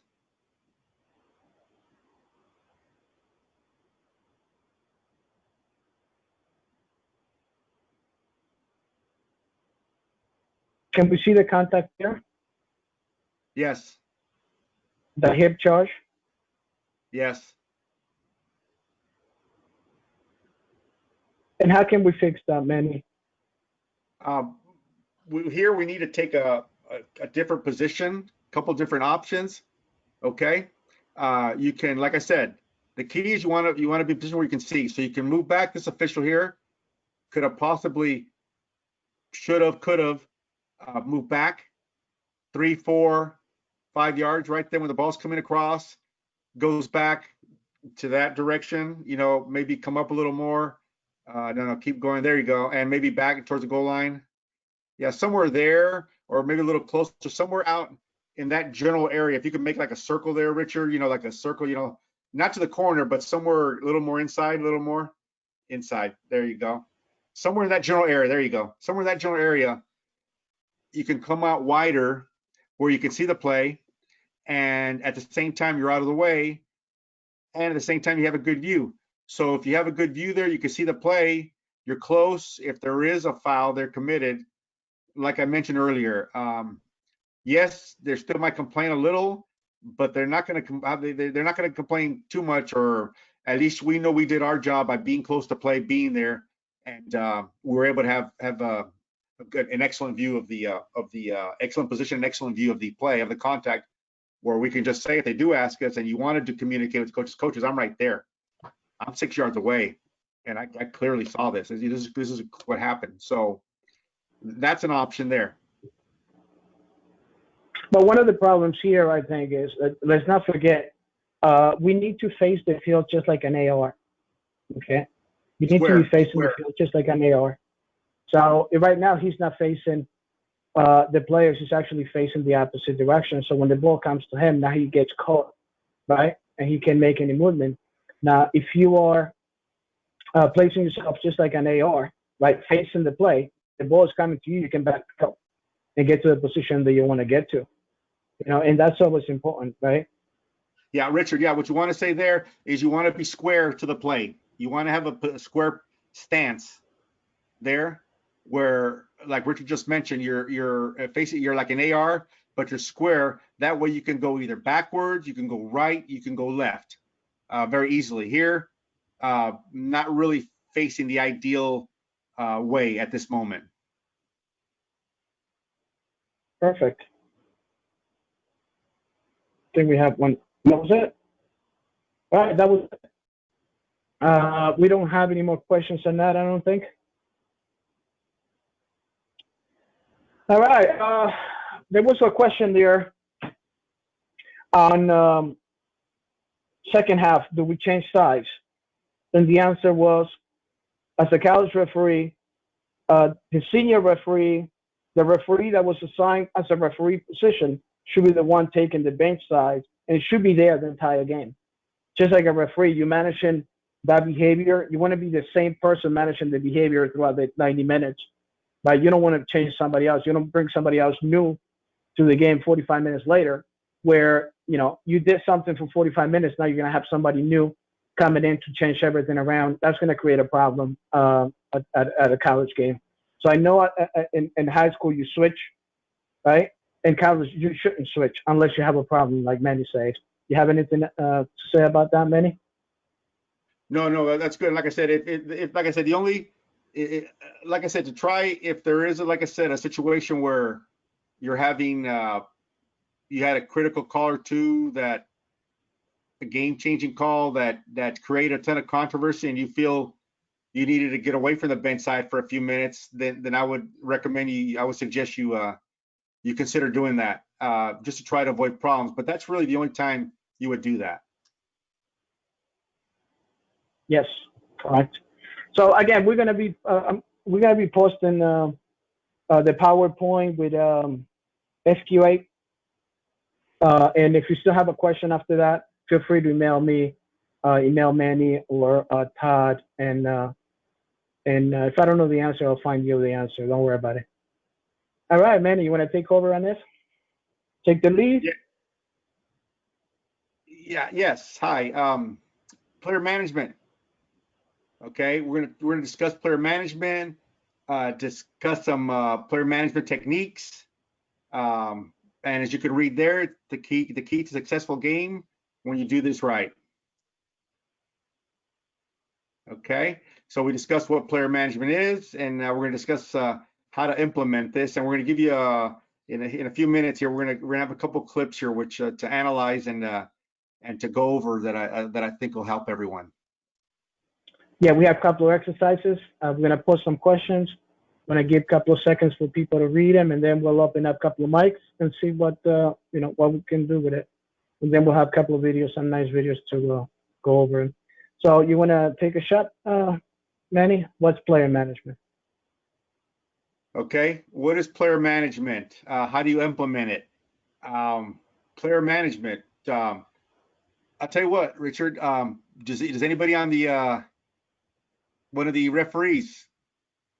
I want to hear a mic. Their thoughts. Sure. Can they talk or not? Or sure, they can talk. Let's see. Who wants to give a shot? In your mind, you as a referee, what is player management? What is game management? Just go to the question section, and I'll open up the mic. Who wants to say me? Who wants to talk? Come on. Don't force me, because I will open up those mics. Yeah. Nobody's. Richard and I are not going to be critical of your answer, so please feel free. Feel free to. I want to hear one or two of your thoughts. All right, let me bring Sam. Okay. Let's see.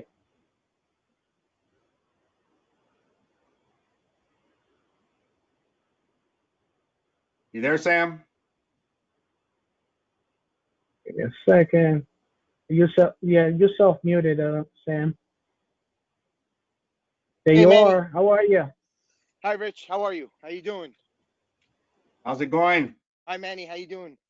Doing well. Thanks for being on. Of course. Thank you for again taking the time out of your schedule to teach us about refereeing. Rich, thank you again. Thanks for inviting members of our chapter. I send it out, so I appreciate it. I hope some of them join. I had a board meeting, so I got on a little bit late, but I'm here nonetheless. What I think player management is the ability to have a pulse on the temperature of the game, the behaviors of the players, be able to recognize who is potentially going to be a problem, who is the one that you could use as an emissary to sort of translate your thoughts to the rest of the team, so that you have an ally to use that way. You have to address concerns, and then you also have to address behavior. So I think it's all the gamut of having that pulse on the temperature of the game, how it's being played, what players are the problem players potentially, and being able to obviously you have to be hustling around and be in the proper position to sell your calls. But that to me is the most important thing as far as refereeing, being able to manage. That's the skill that goes into refereeing, because I guess anybody can learn how to call a foul, so to speak. So tell us, is it Sam you said, right? Sam? Sam, how are you, Manny? Sam, hey Sam. Salam alaikum. How are you? So Sam, give us a couple of examples of your management, some of your player management tools, tricks, one or two things you might say, or situations that you handle a certain way. Share with the group. Tone of my whistle, my body language, the manner in which I signal, the manner in which I approach the area of conflict, the urgency. That all, you know, has to commensurate with the level that you are trying to address. So you have to match the intensity of the players. You have to match obviously their fitness and all that. So to me, that's what I utilize. Obviously, being ability to talk to them, being able to, you know, communicate. You know, you also have to be. You also have to be. Tom, with which ones do you communicate? With well, if a player is upset about a call or no call, why not address it? Why not address it? Say, hey, maybe I missed it. I'll get you next time. So that this way you don't have that guy now going chase somebody down and tackle him from behind, and now you have a whole scenario of you know, a melee on your hands. Manny, you asked me which ones I would utilize. Obviously, sometimes you have maybe team captains, you know, they wear the band, so you can say, hey, listen, and they tend to be, you know, usually in the central, whether they're playing central back, whether they're playing central midfielder, or whether they're a goalie or a center forward. Usually the captains tend to be in the middle of the field, so there's a lot of involvement with them. You know, they're running by you all the time, so you utilize the captain. Sometimes the captain is the jerk, and you have to remind him that he's responsible by wearing that. So you know, he needs to adjust his behavior as a team leader. So you try to make them have a responsibility in that sense, so they want to you know, oblige and you know, you get credibility that way. Very good, very good. So that's good. No, everything you said, Sam, is spot on, pal. That's good information for the group. What to say, you gave a couple examples what to say. Use, like you mentioned, use your whistle, use your body language, use your personality. That's good. That's good stuff. And also too, thank you, Sam. Salam. Thank you, Manny. Salam. Mashallah. Mashallah. And the other thing, as everybody's aware, we all have a different personality. So, you know, what works for some might not work as well for Richard or John or me, because we're all slightly different personalities. So that's another thing that you have to figure out in your refereeing, you know, in your bag of tricks, I call it. What works for you? What's going to be most? What's going to work the best for your, you know, with your personality? Go ahead, Richard. Okay, next one, Richard. Can you see? Yeah, can you see it? Yep, got it. Okay, now here's a big one. We have to go into every game. You know, we have to go into every game with the mindset. One of the things as referees we have to do is have to come across as being fair, and not only being fair, but being perceived as fair. And that's a big thing. In my opinion, I just said, the perception of being fair, because it's one of those cases where you know, if you, like I tell people, being fair, being consistent, you know, you give a yellow card for a bad tackle against the green team, and then 10 minutes later, a similar tackle, but maybe not as bad against the white team, and you don't give a yellow card, and it's a very similar foul because it didn't exactly, wasn't the same as the first one, is why you didn't give a yellow. Well, you know, the problem with that, doing something like that is, you know, that the perception there might be sometimes that you're not fair. But if they see two similar fouls, you're issuing a yellow to each team on two similar fouls, one against the green, one against the white. There's that perception, okay, this guy or this lady's, they're fair today. They're and you're gonna get, by doing that, you're gonna get you know, you're gonna get respect right away. If they perceived you're fair, they perceive you're gonna call that game fair, you're gonna win some points, and it'll minimize the obstacles, the problems that you'll have that game. So that's a big one. And like I said, being considered fair and everything, you're gonna gain the players and the coaches' respect sooner than later on that in those cases.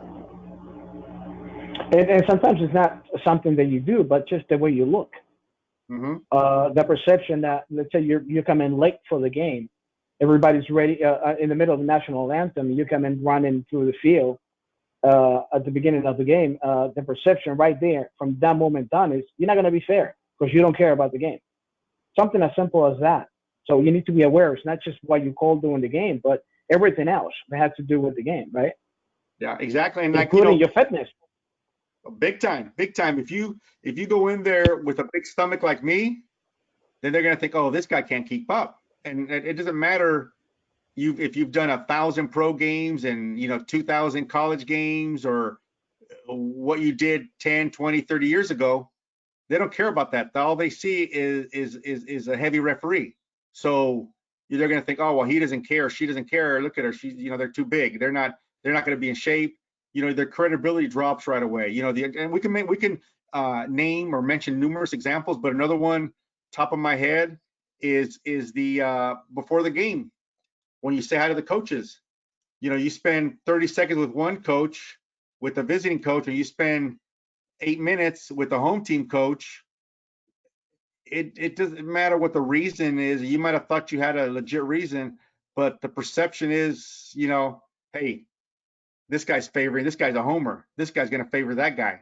You know, he's going to favor that home team, or he's going to favor the green team because he was talking to him for 8 minutes. So it's a perception thing. And like I always mention to everybody, do not put yourself in that position. If you're going to spend 30 seconds, a minute with one side, spend the same thing with the other head coach's side before the game. Same perception there. All right. We're talking about that. Show the players respect, and they'll show you respect. They'll, like I said, by you giving 100% fitness, by you being fair, you being perceived as fair, you being in position, you know, you're firm but fair. They're gonna respect you. You know, maybe not immediately, but they'll respect you over time in that game when they see that you're consistent about calls, you're giving the correct cautions when you need to, you're making the correct decisions, you're in position. It's gonna go a long way in the respect factor that these players and coaches are gonna have for you. Attitude, we talked about that. We talked about personality. We talked about attitude. All right, you know, with our attitude, we have to go in thinking, focus on the game. I get it. You know, you might have had a bad day at work. I get it. Your wife yelled at you, or your partner yelled at you, or your boss yelled at you. Maybe it's the same person, who knows? But you know, you need to have it's to your benefit to have a positive, good attitude going into the game and focusing on the game, because you don't want to be focused on other things and have a poor attitude, because people could see it right away. I mean, it doesn't do anybody any good. All right, and then we also have to distinguish between the reactions and overreactions, or the emotional responses there on the players and the coaches. So it's one, like I said, it's mentioned many times to all of you. It's one thing, you know, they're just it's just a reaction, but they're not crazy. They're not crossing the line. They're not, in terms of their conduct or their language, they're just, you know, they just yell, "Oh, ref, that's a penalty. Oh my, oh my God!" But they're not cussing. They're not going crazy. They're not, running onto the field. They're not doing nothing crazy. Recognize that, and deal with it accordingly. And like I said, that's different from somebody yelling at you and being totally disrespectful and using language they shouldn't. That's a different animal. Okay, so make sure you distinguish and you recognize the differences there as a referee, which I know you do if you're doing college. And make sure you manage your own emotions too. Don't overreact to things.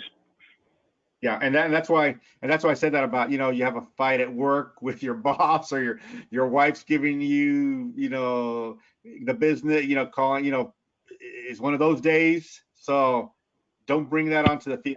Leave that at home. Leave that in your car when you get out of your car to go ref the match. All right. Important to communicate. Very important. Listen, understand, and it's also important in terms of with having a conversation, a short conversation when it's appropriate with these players, because sometimes I found out just from being so old that being around forever and being old, that sometimes all just people want to do is just say something or have a few words with you, nice words, and tell you what they think, and they're fine after that. They just want somebody to listen to them for 10 seconds or 5 seconds, and everything's fine after that. So that's a skill too that we can all improve on, and work on, and learn how to get better at. Always remember not to reply immediately. Just listen and understand what the message is. Even when they're upset, there is something there that you can use. There is a reason, right, why they're upset. So listen to understand what the message is. Right? Yeah, the other thing too, and I learned this when I was, like I said, 100 years ago, when I was still in college refereeing a long time ago. Bob Evans, who was a FIFA referee in the 80s, 70s and 80s in the U.S. And I'll never forget he was a great instructor, but I'll never forget many things. But one of the things I'll always remember is he would tell me and tell the group, listen to what players are telling you, because there's times they give you information that something's not right with the game, that you missed something, that yes, there's times they're just going to complain, and that's some players are just complainers. But I'm talking about when you're dealing with a lot of times they'll give you some information that hey, referee, I'm getting elbowed in the back or pushed in the back. Well, guess what? You didn't have a good angle because you had a straight on view and you missed 2 or 3 of the aerial challenges. Well, guess what? You have to adjust your positioning, because that way maybe you can see what this player is complaining about because you weren't in the correct position. So you can learn from that, is what I'm saying at times. So just be open to that as a referee. Okay, and here's the why, what we talked for, why is player upset, kind of the example I mentioned. He's getting hit in the back. He's getting hit in the back constantly by the center back, and you're not calling a foul. So maybe you missed it, maybe your position's not correct. Just figure that out, recognize that. The player's injured, show some compassion. We're there for the player's safety, so just show some compassion.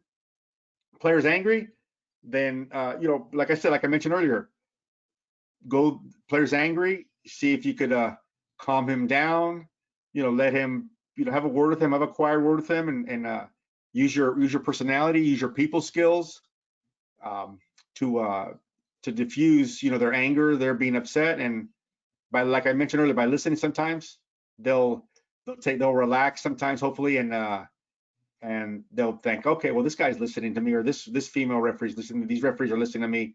Okay, they're fair. They're letting me say what I think, and in a reasonable manner, and let's keep playing. Yeah, don't when someone is upset, someone is angry, don't just tell them, calm down, because the truth is they're not going to calm down, right? They're angry because something happened, so they're inside, they're suffering, they're in pain. So what you need to tell them is, say, hey, listen, I understand. Okay, I want to understand what you're going through. All right, you can talk to me, tell me what's going on. instead of telling them to calm down, because then you attack him in a way you're attacking the player, and you don't want to do that, because otherwise they're going to shut down, and you need to be that safe place, right? That's the only way you can manage that behavior. Okay. All right. We have a couple of players doing a couple of exercises. Go ahead, Richard. You go ahead and talk about them. Sure. We got a few exercises here. We have some written things here, and we're going to give you a couple of seconds to see if you can play it in your head. How do you manage the situation? And then when in about 30 seconds, we'll ask you to go to the question section and type me, and we open your mic, and you tell us how you will manage the situation. It's pretty easy. And like, there's no wrong, no right answer. We're all here to learn from each other. I'm sure by the end of the clinic, I'll learn something from you guys. And by the end of the clinic, we'll learn from each other, right? So, so this is the first one. From the beginning of the game, one of the coaches is complaining that every play, but yet it's being respectful in a way, right? It's not using profanity. Now, this continues the entire first half. So the whole first 45 minutes, he's complaining about every play, every decision. Do you take any action? And if so, what do you do? And what type of action do you take, right? When do you take action, and what do you do? So if you go to the question section, type me, we'll open up a mic, and you tell us how you manage that.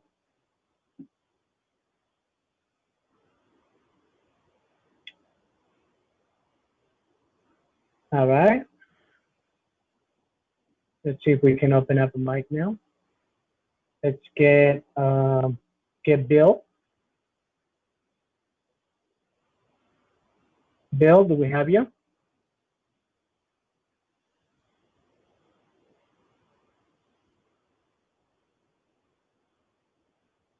Yes, Bill, do. you there? Yeah, I'm here. Can you hear me? Yes. Okay, yeah. So I've actually ran across this a couple times because I'm from Kansas. So hello from Kansas. We do a lot of JUCO out here. So not only do you have a lot of different player personalities, but coaches' personalities also. And some of them, they do this where they're somewhat polite about the complaining constantly, but I like to say you get to bitch, but you don't get to harp about a call. So if they're over there just constantly, the players are going to pick up on that, and that's going to create problems on the field for you. So after a couple of times, I have just, a natural stoppage, a goal kick, a substitution, something like that, just go over and have a quick word with the coach, or if you're using comms, let the AR say, hey, can you have a word with him, and deal with it like that. Don't have to make a big production out of it. Now, if they escalate it, then you do have to make a bigger production out of it.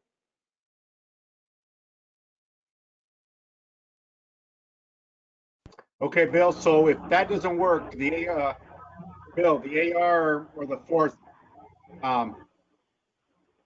goes to talk to him, but it doesn't work with this coach. What do you do then? Okay, well, if usually when I'm working, especially at the college level, I will tell my AR, if I have to come over there, somebody's getting a card. So if my AR can't handle it and the coach will not respect the AR's authority to take care of that, I will come over, and depending on if I know the coach or not and how well I know the coach, could be taken down from the bench area and have a talk so everybody sees that, or you have to get in your pocket.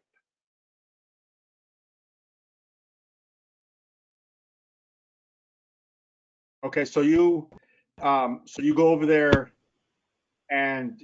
but do you try to have a word with them first, or you already, it depends on the situation you're saying, or as far as cards, or Yeah, it would depend on the situation. If my AR, if we're on comms and, I've asked the AR to take care of it, or if I've already said something to him and he escalates it, there's two ways to handle it. You can walk over there and take him down away from the end of the bench, away from his players, so that, you're not embarrassing him or talking down to him in front of his players, and just explain, hey, I understand what you're saying.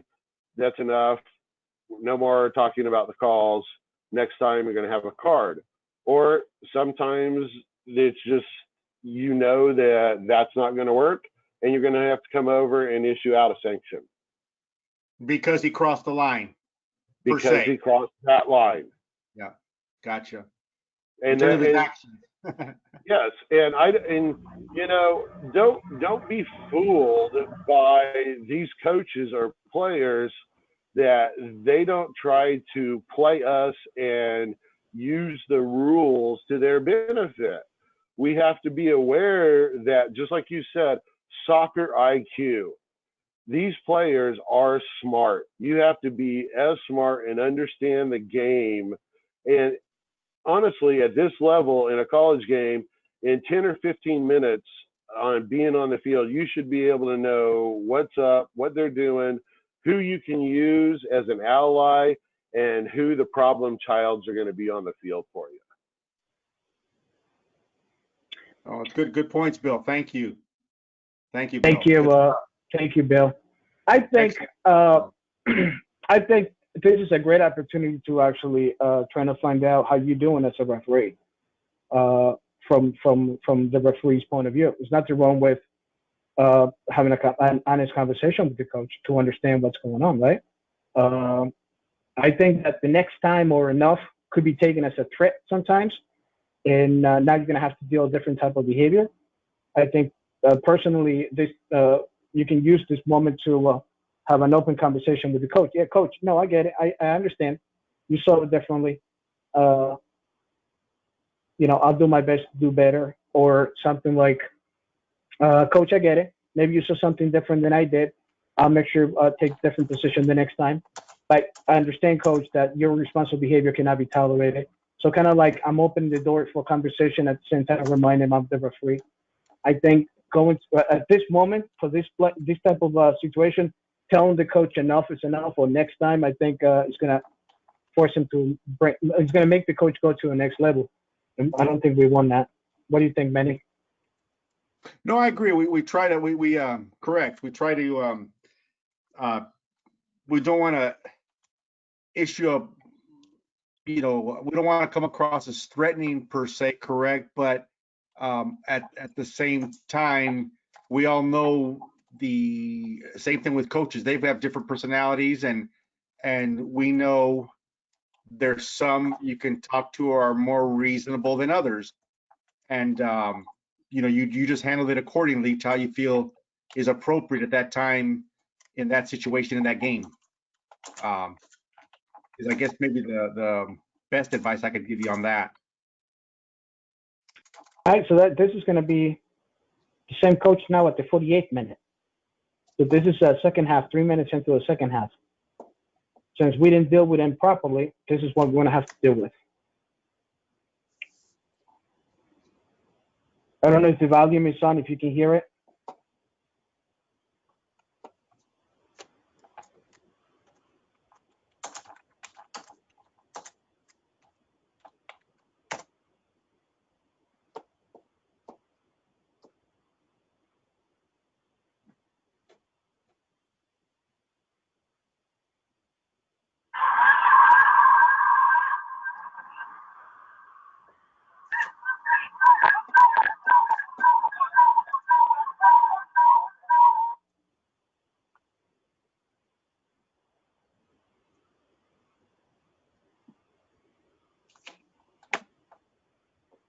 Can you play it again, Richard? Cool. I'm going to play it again and go to the question section and type me with capital letters, and we'll open up the mic, all right?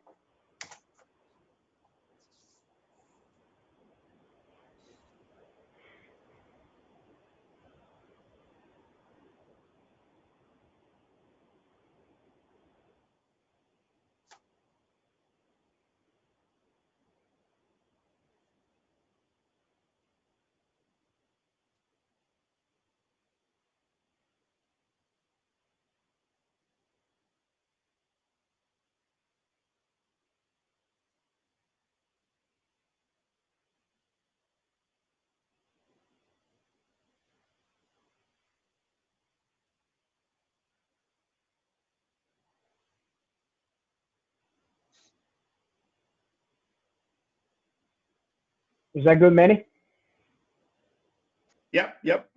We're good. All right. Capital letters, me. Who wants to take on that one?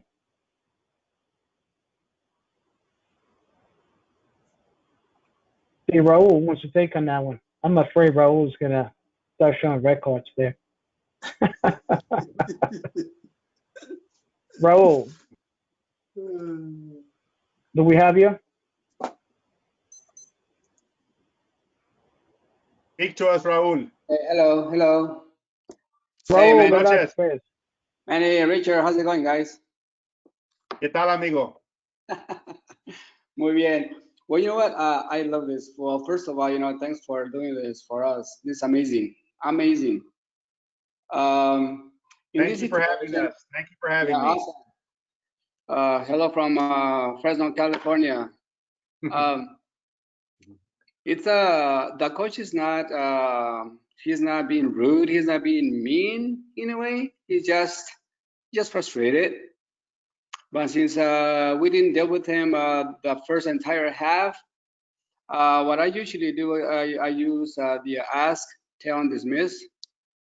So if I didn't do anything from the beginning of the game, I'm talking about the first half, then I would definitely go and have a word with him. Hey, you know what, coach? I hear you. Thank you. But always, be polite. Thank you, coach. I hear you. But here you go. And I want to give him a red, but I would just give him a yellow. And then I will tell the assistant, get ready because I think you're gonna take over soon. That's why I was afraid to open up his mic. But Latino way. But I will be polite. First of all, you want to give them the benefit of the doubt because sometimes coaches they're just frustrated with their players and nothing is going down. The players are not listening to them, and if they're telling me open your eyes, what game are you watching, and blah blah blah. You know what? I'm like, I know that this coach is frustrated with his own players, so let me go have a nice talk with them. So I will let them vent. But Okay. like I said, I think the venting is very good for them, and sometimes they will even apologize. But by the 40th minute, I will definitely give my yellow card. So you've had enough. You're saying. Yep, that's enough, coach. Thank you, guys. Manny, thank you, Raul. Manny, so you. Okay. Is there anyone else that another referee maybe want to interject, has a different thoughts or another opinion or that would like to speak? Richard, or is that just one? let's get somebody else in. Or same thoughts, it's fine. Doesn't matter. Well, my problem is this: the act still dismissed is a black and white technical consideration from U.S. soccer, which does not apply to college. We're here to manage behavior, not necessarily apply listen, I'm telling you to be quiet, right? And I'm going to give you another one, and that's about it. That's not how we do it. So the act still dismissed, I don't like to use those words when it comes to college games because it creates a problem. So let's see if we can bring Patrick. Patrick, you still have your mic on. You want to jump in, manage it a little bit different? Go ahead. Or the same, whatever. What do you think? Or whatever. Thanks, guys. Well, first of all, this referee appears to have not really started the game well because the frame that you're showing there, it looks like the coach has got his family members, all three daughters on the bench with him. So she has allowed things to, it seems, go downhill from the very outset of this game. And there's a gentleman there with his leg up on the bench. So the setting is not great to begin with. But yeah, clearly the referee is intimidated by him, and he's taken some intimidating actions by walking toward her. In fact, stepping foot in the field and being pretty aggressive against any referee. But given this is a female, even more aggressive here. Definitely, I think to the first point, which your question was on how you deal with a coach like this early on, because you do have to nip these things, I believe, in the bud pretty early on. You know, I would personally talk to the referee. I understand you've got some issues. We need to talk about them. I need you to tone it down though for the rest of this half, and we can have our conversation at halftime. But the more you talk, the worse it's going to get for both of us. And I just need us to settle it down for a while. Let's have a chat at halftime, and I'll hear what your issues are, and we'll try and redeem them in the second half. But in this instance, I agree with the first person on that this coach has taken such aggressive action towards me as the center ref. You know, hands out, taking the hat off, walking on the field, that there's definitely a yellow going to him, if not a red. But again, just looking as you see him walking towards his bench, it's all about how you start the game and how you allow a coach to get to this point. And you need to definitely nip it in the bud early on and not allow it to get to a point where he's questioning you if you've ever refereed before in your life. But in a non-aggressive manner, dealing with him respectfully, you know, and having that conversation early on in the process. Because I've been in situations like this where coaches just, you know, every incident they have a comment to make, and as an AR, I've asked them to stay quiet. And ARs don't always get the respect, or don't get the respect that the center ref does. So at some point, as a center ref, you've got to come over and have a quiet conversation, not a conversation where you're 10 yards apart and everybody hears it. And obviously with COVID, that may change now, but one where you walk up to him and you say, okay, I see you have an issue. We need to talk about it, and we discuss it and clear it up. But for now, I need you to keep quiet. And to the last referee who spoke, you ask, tell. I still like to use that ask, tell, and then you're gone is the best, to me, is the best way to handle this. You know, you don't want a referee as this, or a coach as this gentleman is, walking over the halfway line aggressively towards you. That's a very aggressive manner, and it needs to be dealt with now at this point with a fairly severe sanction, whether it's a yellow or a red card. My thoughts. Thank you, Patrick. Thank you, Patrick. Good stuff. I think, well, my thing is with the ask, tell, dismiss in the college environment, I don't like the ask.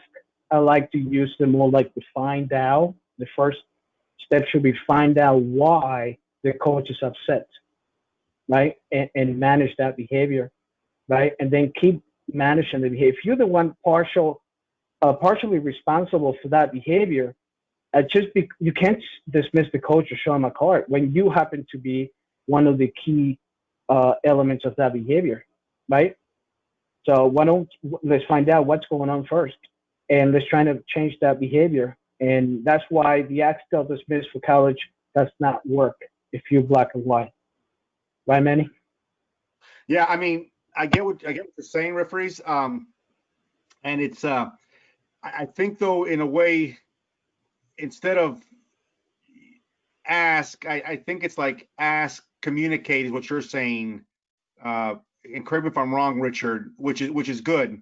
You're like you mentioned, you're more trying to find out what the problem is, what the concern is, and you know, going from there to communicate to try to change that coach's his or her behavior, or have them stop it totally. So that's my take on it. Obviously, if they clearly, like I mentioned earlier, cross the line and their conduct, language, behavior is clearly a yellow card, 100% yellow card, there's no asking about it. You issue that yellow card. Okay, so don't confuse what I'm saying, that if it's 100% there for a yellow card and you have to put up with it, I mean, don't put up with it if it's 100% there. But if it's like, a situation where that coach has done this for 45 minutes and you haven't dealt with it, then we're beyond the ask part.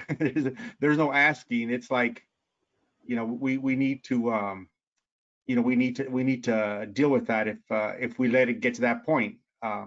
We did deal with that earlier, as I believe Patrick mentioned you know, need to deal with that earlier to try to put a stop to that or find out what's going on exactly with this coach's conduct, you know, and try to correct that. Yeah, I think the point of that exercise is to the development of that behavior, that we had plenty of opportunities to manage that behavior, and we didn't do it right. We didn't do a good job. And now we're going to have to deal with some sort of misconduct when, and I understand that he deserves that card and maybe something even more if it escalates. But one thing that we need to understand it is we didn't do enough to prevent that from happening. So that's the whole key, I think, of that exercise. Do as much as you can to manage that behavior before it becomes uncontrollable. Yeah. Richard, the key word, you said the key word, Richard, prevent. Use preventative measures. You said the key word there. And as Richard mentioned to everyone, we as referees in this exercise, in this one right here, a lot of times don't use our management skills, our preventative management skills, our, you know, diffuse situation skills soon enough, early enough, and we let it to get to this point, and it's too late. You know, then we start having to issue cards, and when we could have easily prevented it, you know, earlier in the match. Would you not say, Richard? No, correct. And usually what happens, that one happened to be this, the other coach didn't say a word, right? He was a good coach. He kept quiet throughout the whole first half. So we only needed to manage one coach. But usually in the college level, you need to deal with both coaches. So like this exercise coming up now, where you have one of the coaches questioning some of the decisions, right, of the referee, while the other coach is quiet. He's only coaching his players. And this is happening throughout 23 minutes, right? At the 23rd minute, the quiet coach realizes, or it feels like the referee is being influenced by the complaining coach, right? So he's still quiet, he's being respectful, and he waits into halftime. So when the halftime, he wants to approach the referee and talk about his concern. How are we going to manage that? And let's not talk about the rule where it says head coaches cannot approach unless you open up, unless you let him approach you. Forget that. That's technicality. The coach is going to approach you, right? How are you going to manage that? Who wants to take on this one?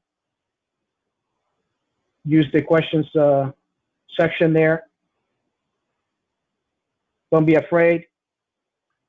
Raul, you already showed him a red card. Let me find somebody else. Who else? Come on. Who wants to take on this one? You get one turn, Raul. That's it. Oh, man. Let's get his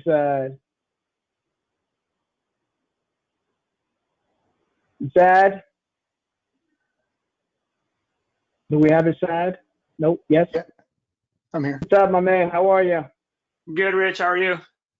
Good. You want to tell Manny where you're calling from? Yeah, Manny, it's And Todd everybody from else? Iowa. Are you back? Lovely. Back. How are you? He's back. Good, good, good. Salam. Assalamu alaikum. So how do we take on this one? How do we manage this, coach? This one's an interesting one. So obviously I'd let him approach me and I'd hear out his concern. And if he has any questions about it, like, coach, I hear you. He's been complaining this entire time, but it's not influencing my decision. I know it might seem like that, but trust me, it's not. What else would you say, Sam? Depends on what questions the coach has. I'd ask him what he's seen that I might be missing, and why he thinks the other coach is influencing my decisions. Okay, okay. How about something along the lines of, like, kind of like you said, asking what he saw, you know, what he thinks, hear him out, what he thinks is incorrect. How about something along the lines of, okay, coach, you know, I understand what you're saying. You know, I'm going to talk to my crew at halftime, and you know, we're going to review, and you know, we'll be sure to make adjustments second half. How about something along those lines? Would that work for you or not, or what's your thoughts? Oh, absolutely. I think it's important that as a crew, we go into halftime and not just get refreshed, but we talk about the game and see what everybody else is seeing out there. And maybe I am missing some stuff. Maybe I am calling it a little bit differently after the coaches started complaining, and they're welcome to address that. I always ask that out of my referees and assistant referees, so I welcome that every time. Good, good, good. How about preventing it? Preventing it as in talking to the coach? Knowing that if a coach keeps talking, keeps complaining, or keeps, throwing his openly dissenting, put it that way, if you don't do anything for 45 minutes, he's going to have some sort of influence into the perception of the way you manage in the game. So why not deal with him along those lines? We're talking about the coach that's been complaining, correct? You kind of cut out there, Rich, sorry. Yes, the one that has been complaining. Absolutely. I take that opportunity at halftime, just like the other coach came up to me, and allow the other coach, the coach that's been complaining, to have his say. I probably, in my game, would have already listened to him, maybe a quick flyby and see what he's got to say. I've done it multiple times, and that's kind of just solved it. They'll just say, hey, look out for the late kickouts, or watch the shoulders, and I'll just give them a thumbs up and say, I got it. I'll take a look at it next time. So go along those lines. Usually helps out with prevention, and if it continues, you got to deal with it another way. What's a kick out? Yeah, that's been recently. Coach recently told me that play has to go by, and he's like, the guy's kicking out, and I'm like, what do you mean? He's like, well, after the ball's gone, the attacking player kicks back at my defender, and I'm like, okay. I'm like, I didn't see it. I'll keep an eye out for it, so I'll keep my eye there. Second. A kicking foul off the ball, you're saying? Pretty much, yes. Okay. Yeah. They come up with some interesting terminology. Yeah, but How about, my point there is you're better off using correct terminology is my point. Absolutely. Absolutely, Manny. How do you feel about dealing with both coaches at the same time at halftime? That depends on the situation. It really depends on coaches' personalities, right? Some coaches might instigate the other coach, and I would feel uncomfortable having that there, meaning that I pretty much caused that situation. So if both coaches are willing to be respectful, I'd say having a good conversation there could be helpful, but it'd be a rare circumstance. I'd rather just talk to them individually and address it, so they don't have a chance at biting at each other or going back and forth on things. So. That's very true. How about dealing with the one that approach you first and immediately after start walking to the other coach and address that coach, have a word with him? At least the coach that thought that you were being influenced, now it says that, okay, he listened to me and I see him, he's going to approach the other coach and have a conversation. You think that's going to help out with the situation? Absolutely. I think it depends. I guess it can go both ways, but I think in a way, definitely, yes. If you don't go to the other coach, maybe he's saying, well, this guy's trying to influence him now. You know what I'm saying? I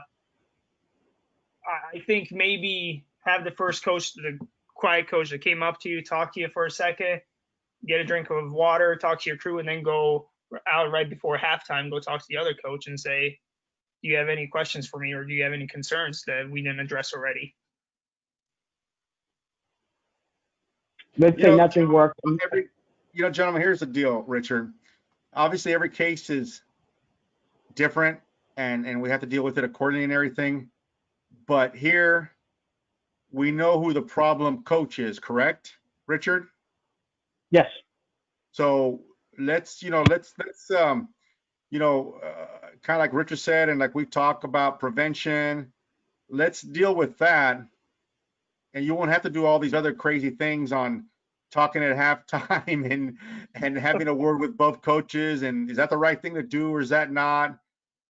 If we would just recognize, that's the big problem here in this play. If we would just recognize, with the referee on this game, if we would just recognize that we need to deal with this coach and put a stop to it, but like I said, by using your personality, using your people skills, using your talking skills, could prevent a lot of problems, obviously, here. Yeah, that's the key word again. Preventive officiating. Deal with the situation. Deal with the coach immediately. It may not have a direct effect on the game originally, but you still need to deal with it somehow, because you know it's going to escalate and bring you to bring the level to a place that's going to make you work extra hard. And usually, when that happens, is when you need to focus on what's going on the field, not out of the field. So deal with the coach's behavior early in the match, not overreacting, but just make sure you understand where you are and that you're still in control and you're still managing that behavior. Because if you wait until the second half, that's when you actually need to start refereeing the game, right? Right, Manny?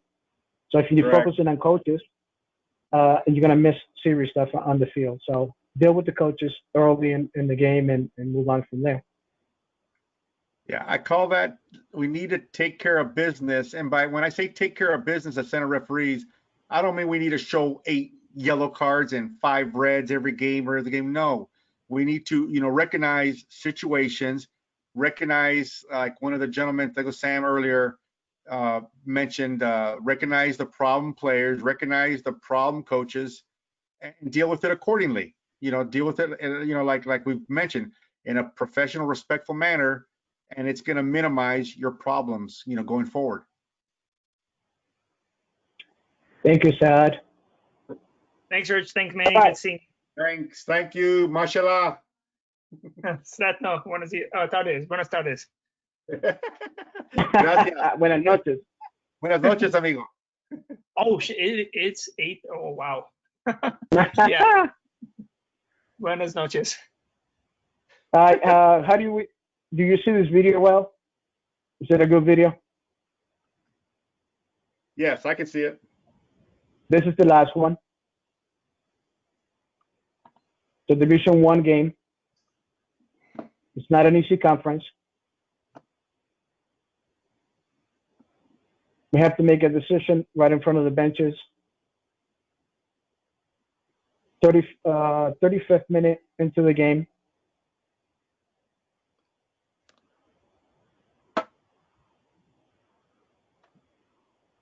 Who wants to take a shot on this one?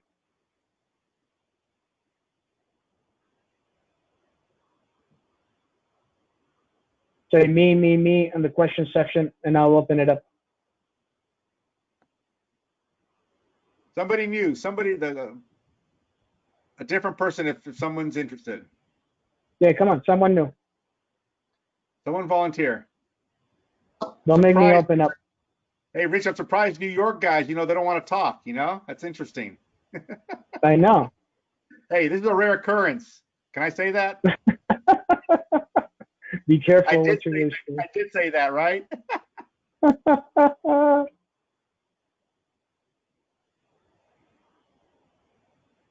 And while we're looking for someone to take on this one, which is the last video, let me let everybody know that John Collins is on hold. He's got news about the ECC, CACC, and all the conferences that he assigns. He's with us. So who wants to take on this one? Now, quick.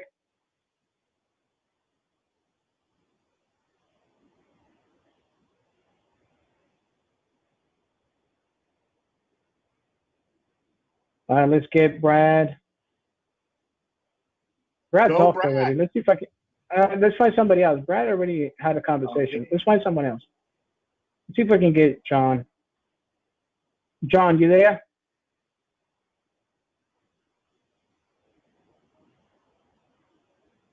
I got to put somebody in the spot.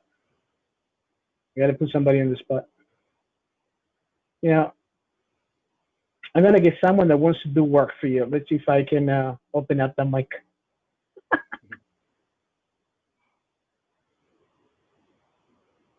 What you ought to say is, I want the strong referees to answer this, and I bet you everybody will call. No, that's the key. Right? They have an opportunity to talk to you, right? They want to be part of your pool, but yet they don't want to talk, right? I'm here now. I'm here. I figured out how to unmute myself. Sorry, I'm listening. Who is this? It's Collins. John, what's up, John? I'm listening. Yeah, John. All right, we have Chris here. He wants to take on this. Chris, unmute yourself. Here I am. There you are. Let's Yes. manage this one. There's a lot to do here. Yeah, so I'm not 100% comfortable with the tackle, but, you know, I'm willing to be wrong about that yellow card, but number 9 gets caution for sure. Otherwise, it's on. You on the field. You're the referee. Manage this.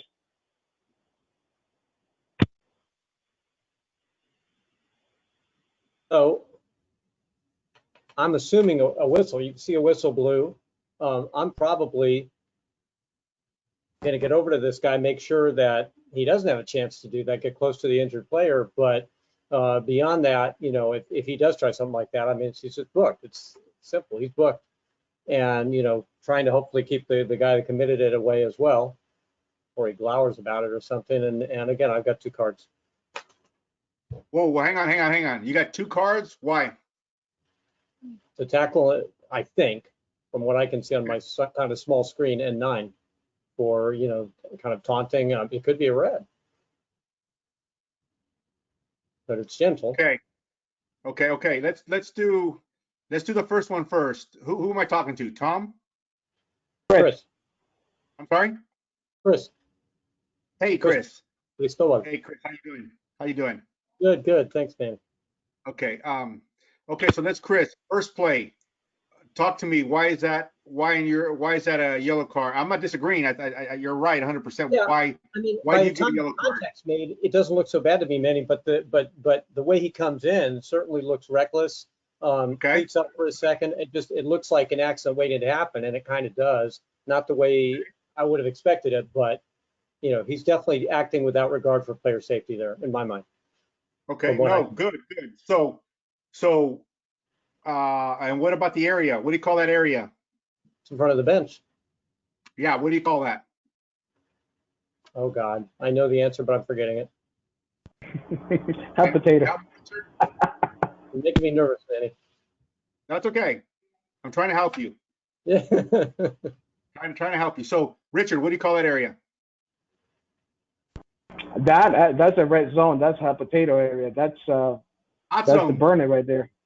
Right. Yeah. Okay. So what you're saying, Chris, is good. Okay. Looks like a foul. The manner he went in. I mean, we could talk about the technical aspects on how high, how much force, and all that. But this is one that I preach on this kind of a challenge. This is one where the way, you know, it just looks like you said, Chris, it looks like a yellow card. So if it looks like to you, it felt like a yellow card to you, you know, it walks like a yellow card. It smells like a yellow card. Let's not overthink it. It's a yellow card. Yes? Yes. Yes, we're there 100%, man. Okay. So that's good. Now, so we're all in agreement there, Richard? Yellow card, yes, this challenge? Minimum, yes. Okay, so we're good. We're good there. So talk to me, Chris, on this here, the second play.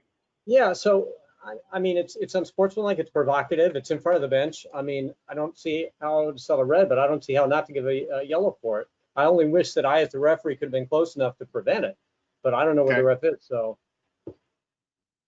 Okay, so you're saying, why would you give, when you're saying you would give a yellow card for this play by number 9? Yes. Okay, why? He has absolutely no reason to kick the ball at this guy. The guy's on the ground writhing. You know, it's a provocative act. It's sort of, to me, a form of taunting.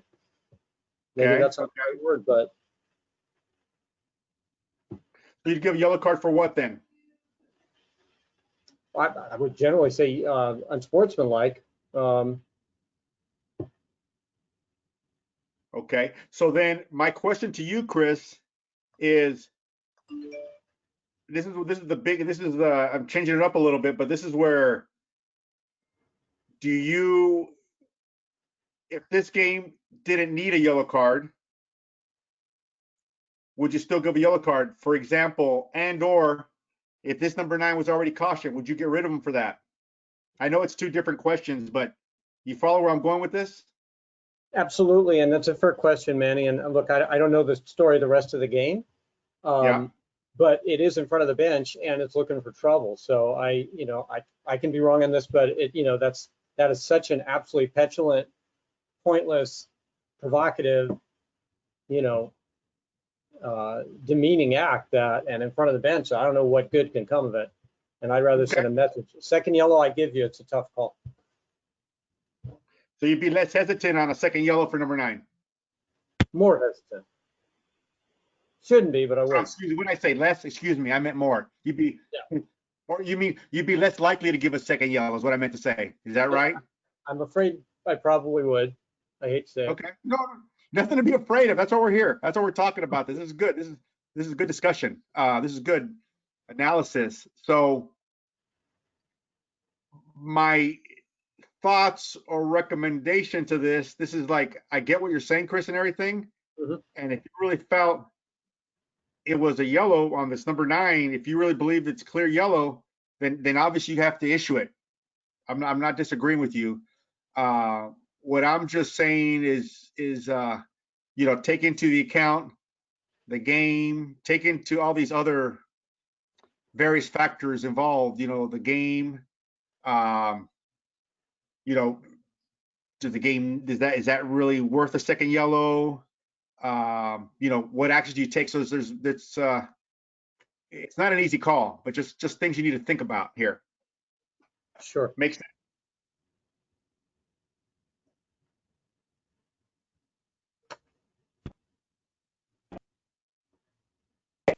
Yeah, Manny? And in this one, you there, Chris? Richard? Yes. Okay. Yes. So this one was mentioned that it was a tough game. So, on this one, a yellow for number 9 would sell more than on an easy game where that's the first foul of the game, obviously. So, those are the things, we need to think about. Or consider, excuse me. Factor into our thinking. I think if we deal with the first offense the proper way, we will avoid number 9's actions. If we get to a position real quick on this one, loud whistles, make sure that at that moment you're running with the car in your hand, right?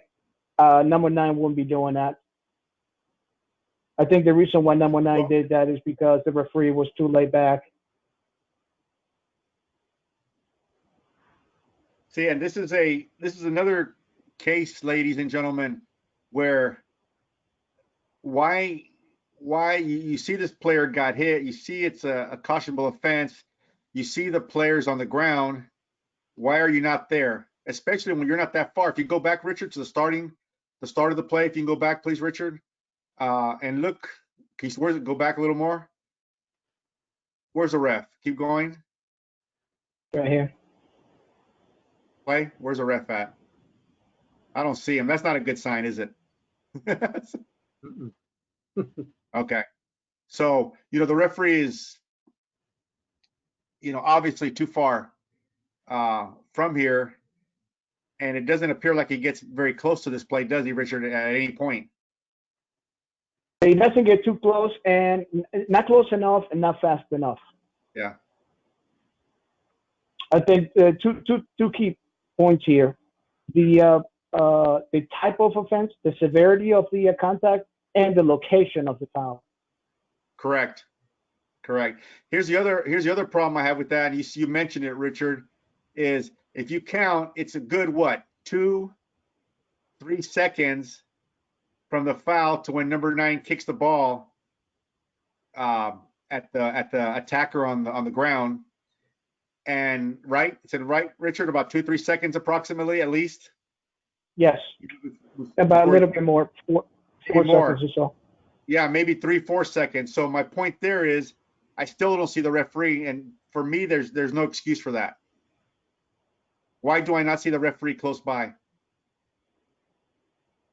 And maybe he was dealing with the player he cautioned. I don't know, but I don't see him in the screen anywhere. Well, I know the answer. There was no caution issued here. Oh, really? Okay. So Yeah. that. Okay. So there's that's problem A, right? I think that's the reason why White 9 did what he did. When he saw that the referee wasn't dealing with that one, he's like, let me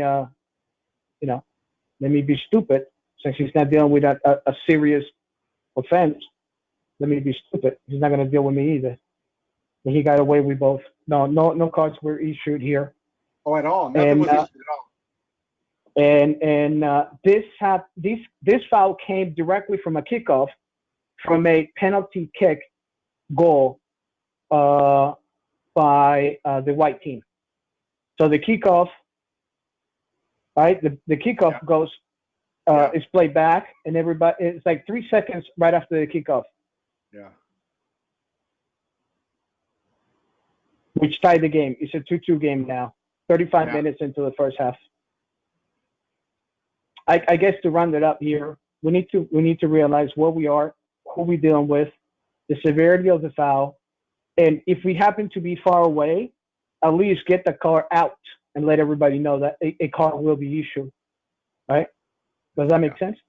Yeah. Oh, you have to recognize it here, referees. We have to recognize the challenge. Like I said, it looks like a yellow card, feels like a yellow, smells like a yellow. Issue a yellow. I mean, it just looks like a bad foul from this camera angle. And and that was probably the other problem, is the referee being so far. How can he tell when he's not in close distance? And who knows about his moving also. Yep. All right, this was the last video of the night. Thank you, Chris. Thanks, Chris. Manny, we got John on the line. Any final thoughts? Any final words, Manny? Yes, thank you for having me on. I enjoy being with everyone here. Thank you for the invitation, Richard. Thank you to your chapter, and cross your fingers that we'll play this season. Thank you, and hope everybody stays safe and healthy. Thank you very much. Well, thank you very, very much for accepting the invitation at the last minute. Really appreciate that. John, anytime. Come on. Do we still have you? I'm here. I enjoyed a lot of Manny's presentation. Hey, Manny. So, what's up, buddy?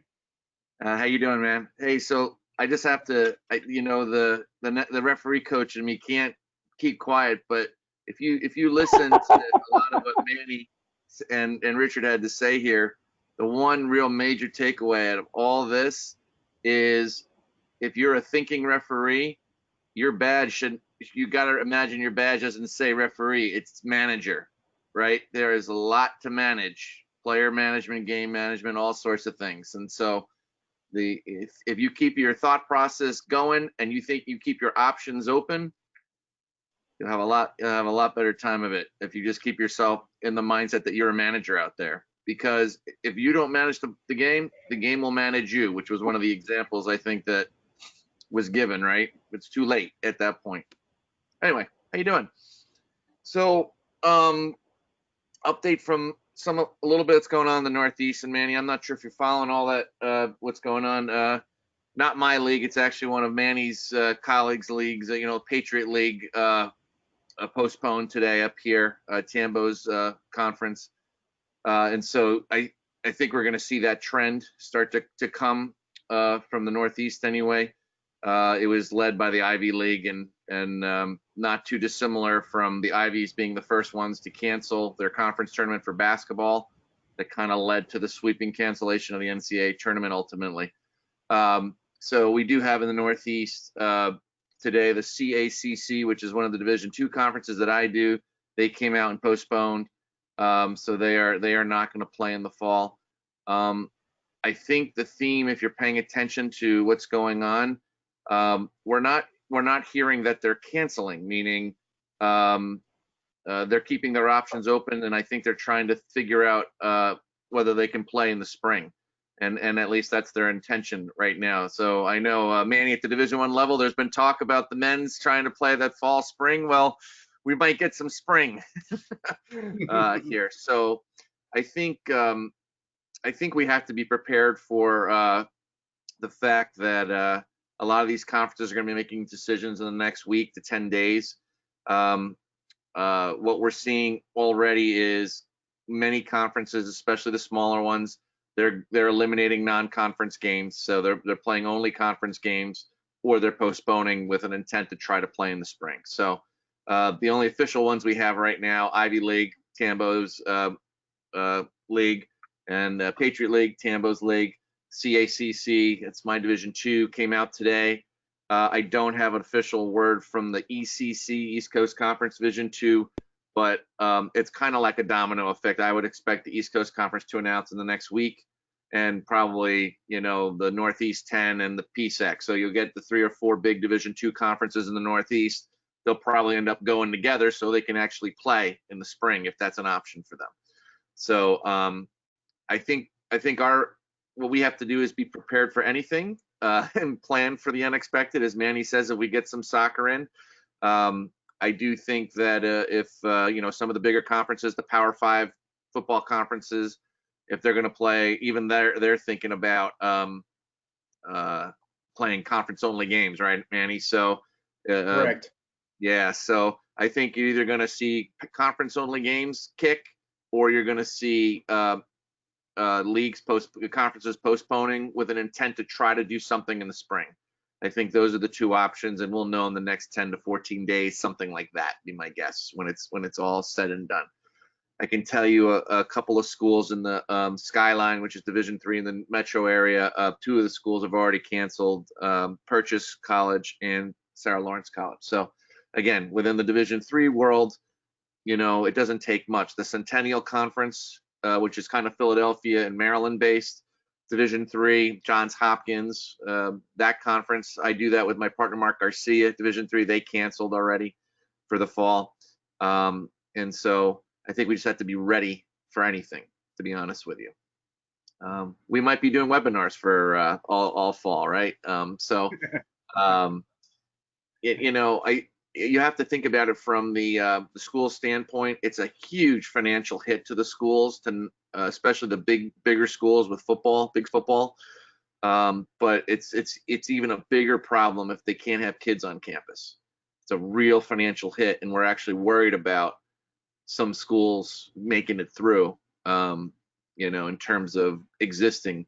I'm not sure if anybody has seen, but the University of Bridgeport, from the East Coast Conference Division II, they were the 2018 Women's Division II National Championship champions.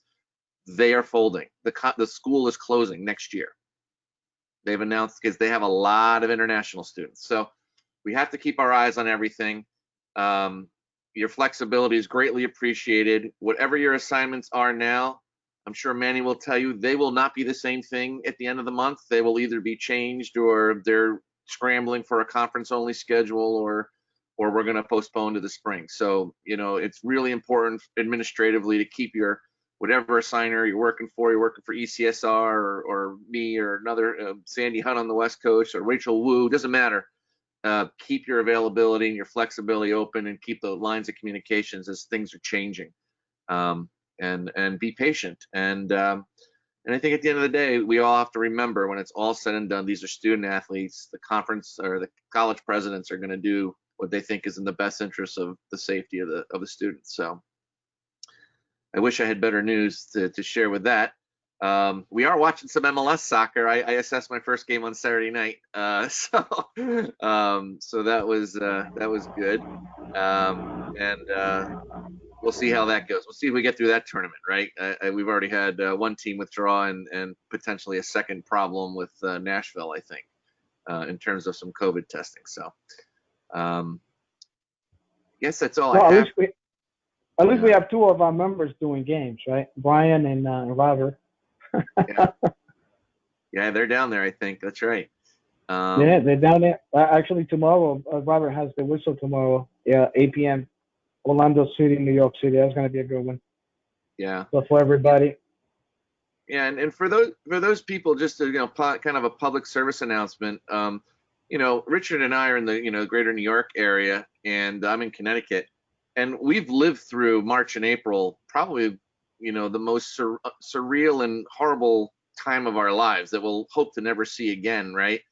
And I think some of the rest of the country is starting to see some of that behavior in terms of where the virus is going. So I think just to keep perspective on this, do everything you can do to keep yourself safe and the people around you safe, because and it is absolutely not a sprint, as we're finding out. This is a long-term patient thing that we all have to live through. So do whatever you can to be safe, and this is a great time to keep up to date on the rules for if you're thinking about college or laws of the game, if you're thinking on the other side of the fence, and really work on your personal physical fitness and continue this type of training.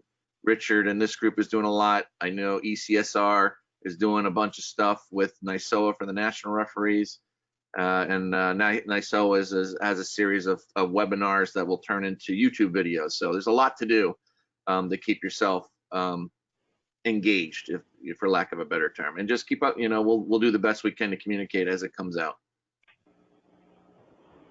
All right.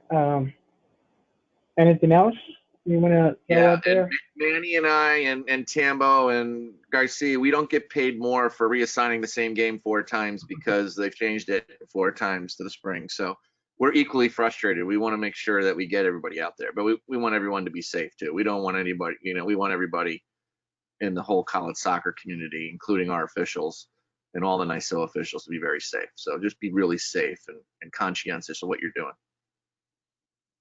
So will it be safe to say that you will pretty much start reassigning sometime the end of the month? Yeah, and we get good news. So I've actually held off on a lot because of all the moving parts, to be honest with you. And I try to be respectful of Tambo and Rachel in our area, to give them first crack. And since the desk is shuffling and moving around, like I said, I think around the 20th I'll start, because by the 20th I think I'll know who's playing and what they're doing. So for example, 20th of July 20th, you mean? Yeah, we'll know in the next week or so.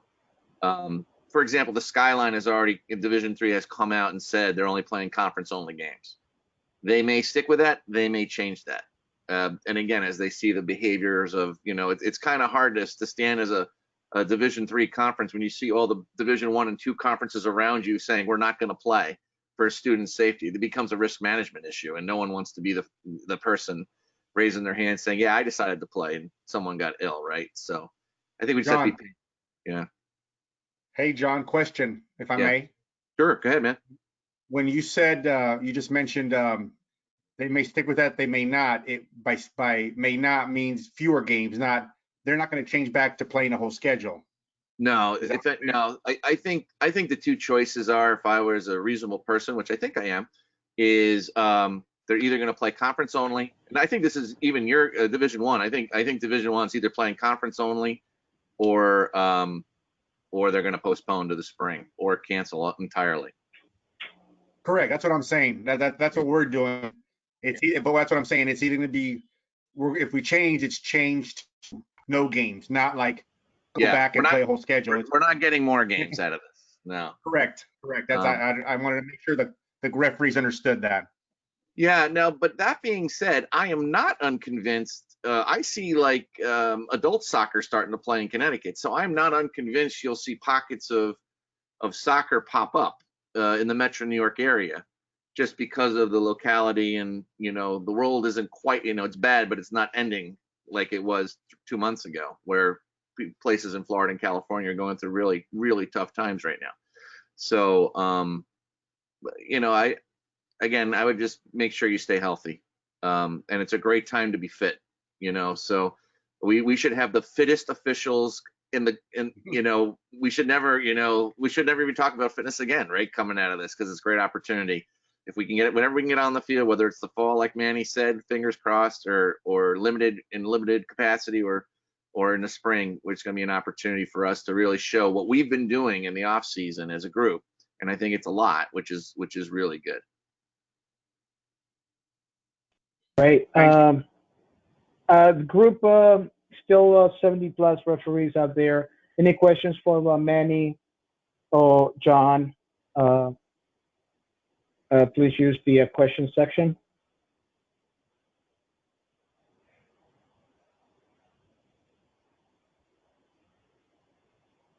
All right, no questions posted yet. All right, I think we're gonna close shop.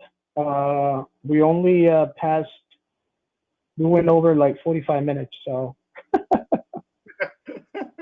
I think it's time to close up.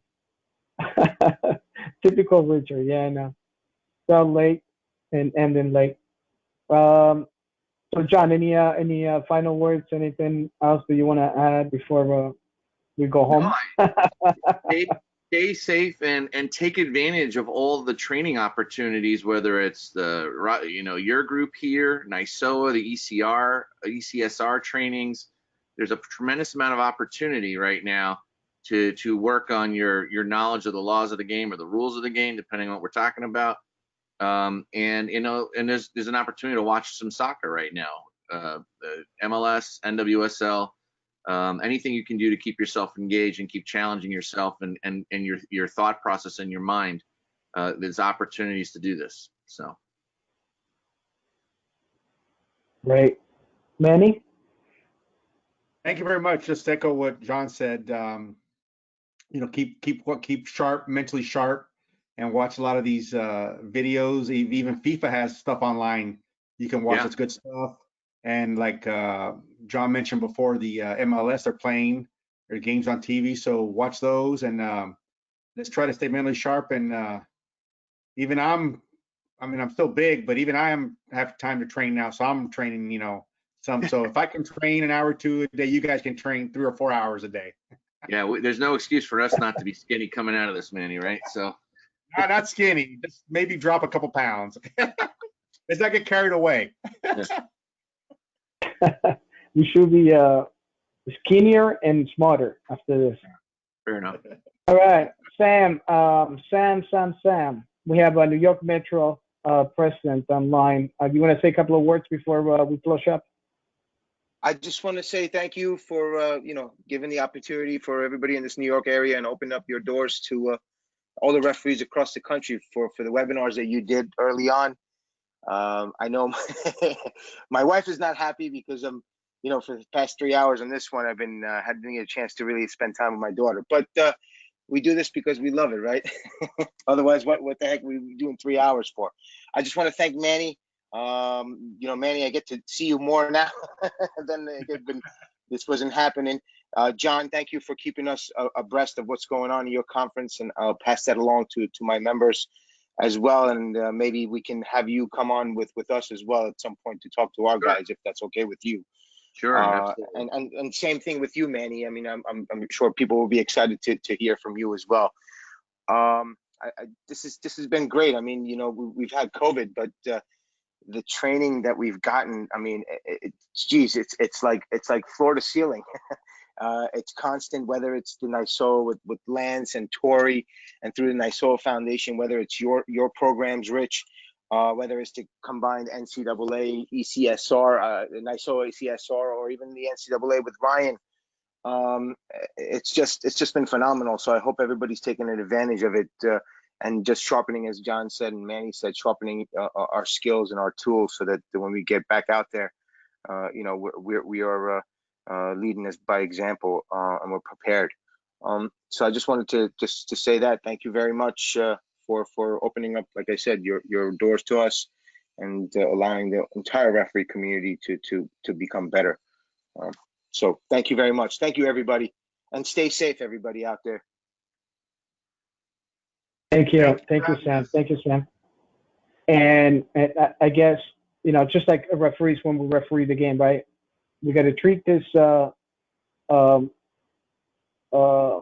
COVID-19 the same way we manage a game. Okay, let's be proactive, right? Let's not do anything stupid, right? There's nothing to lose, right?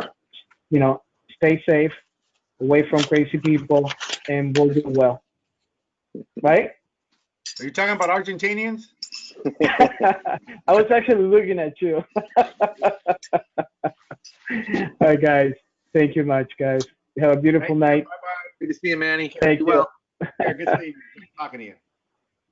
Thank you, everybody. Have a good one. Until the next one. I don't know how to hang up.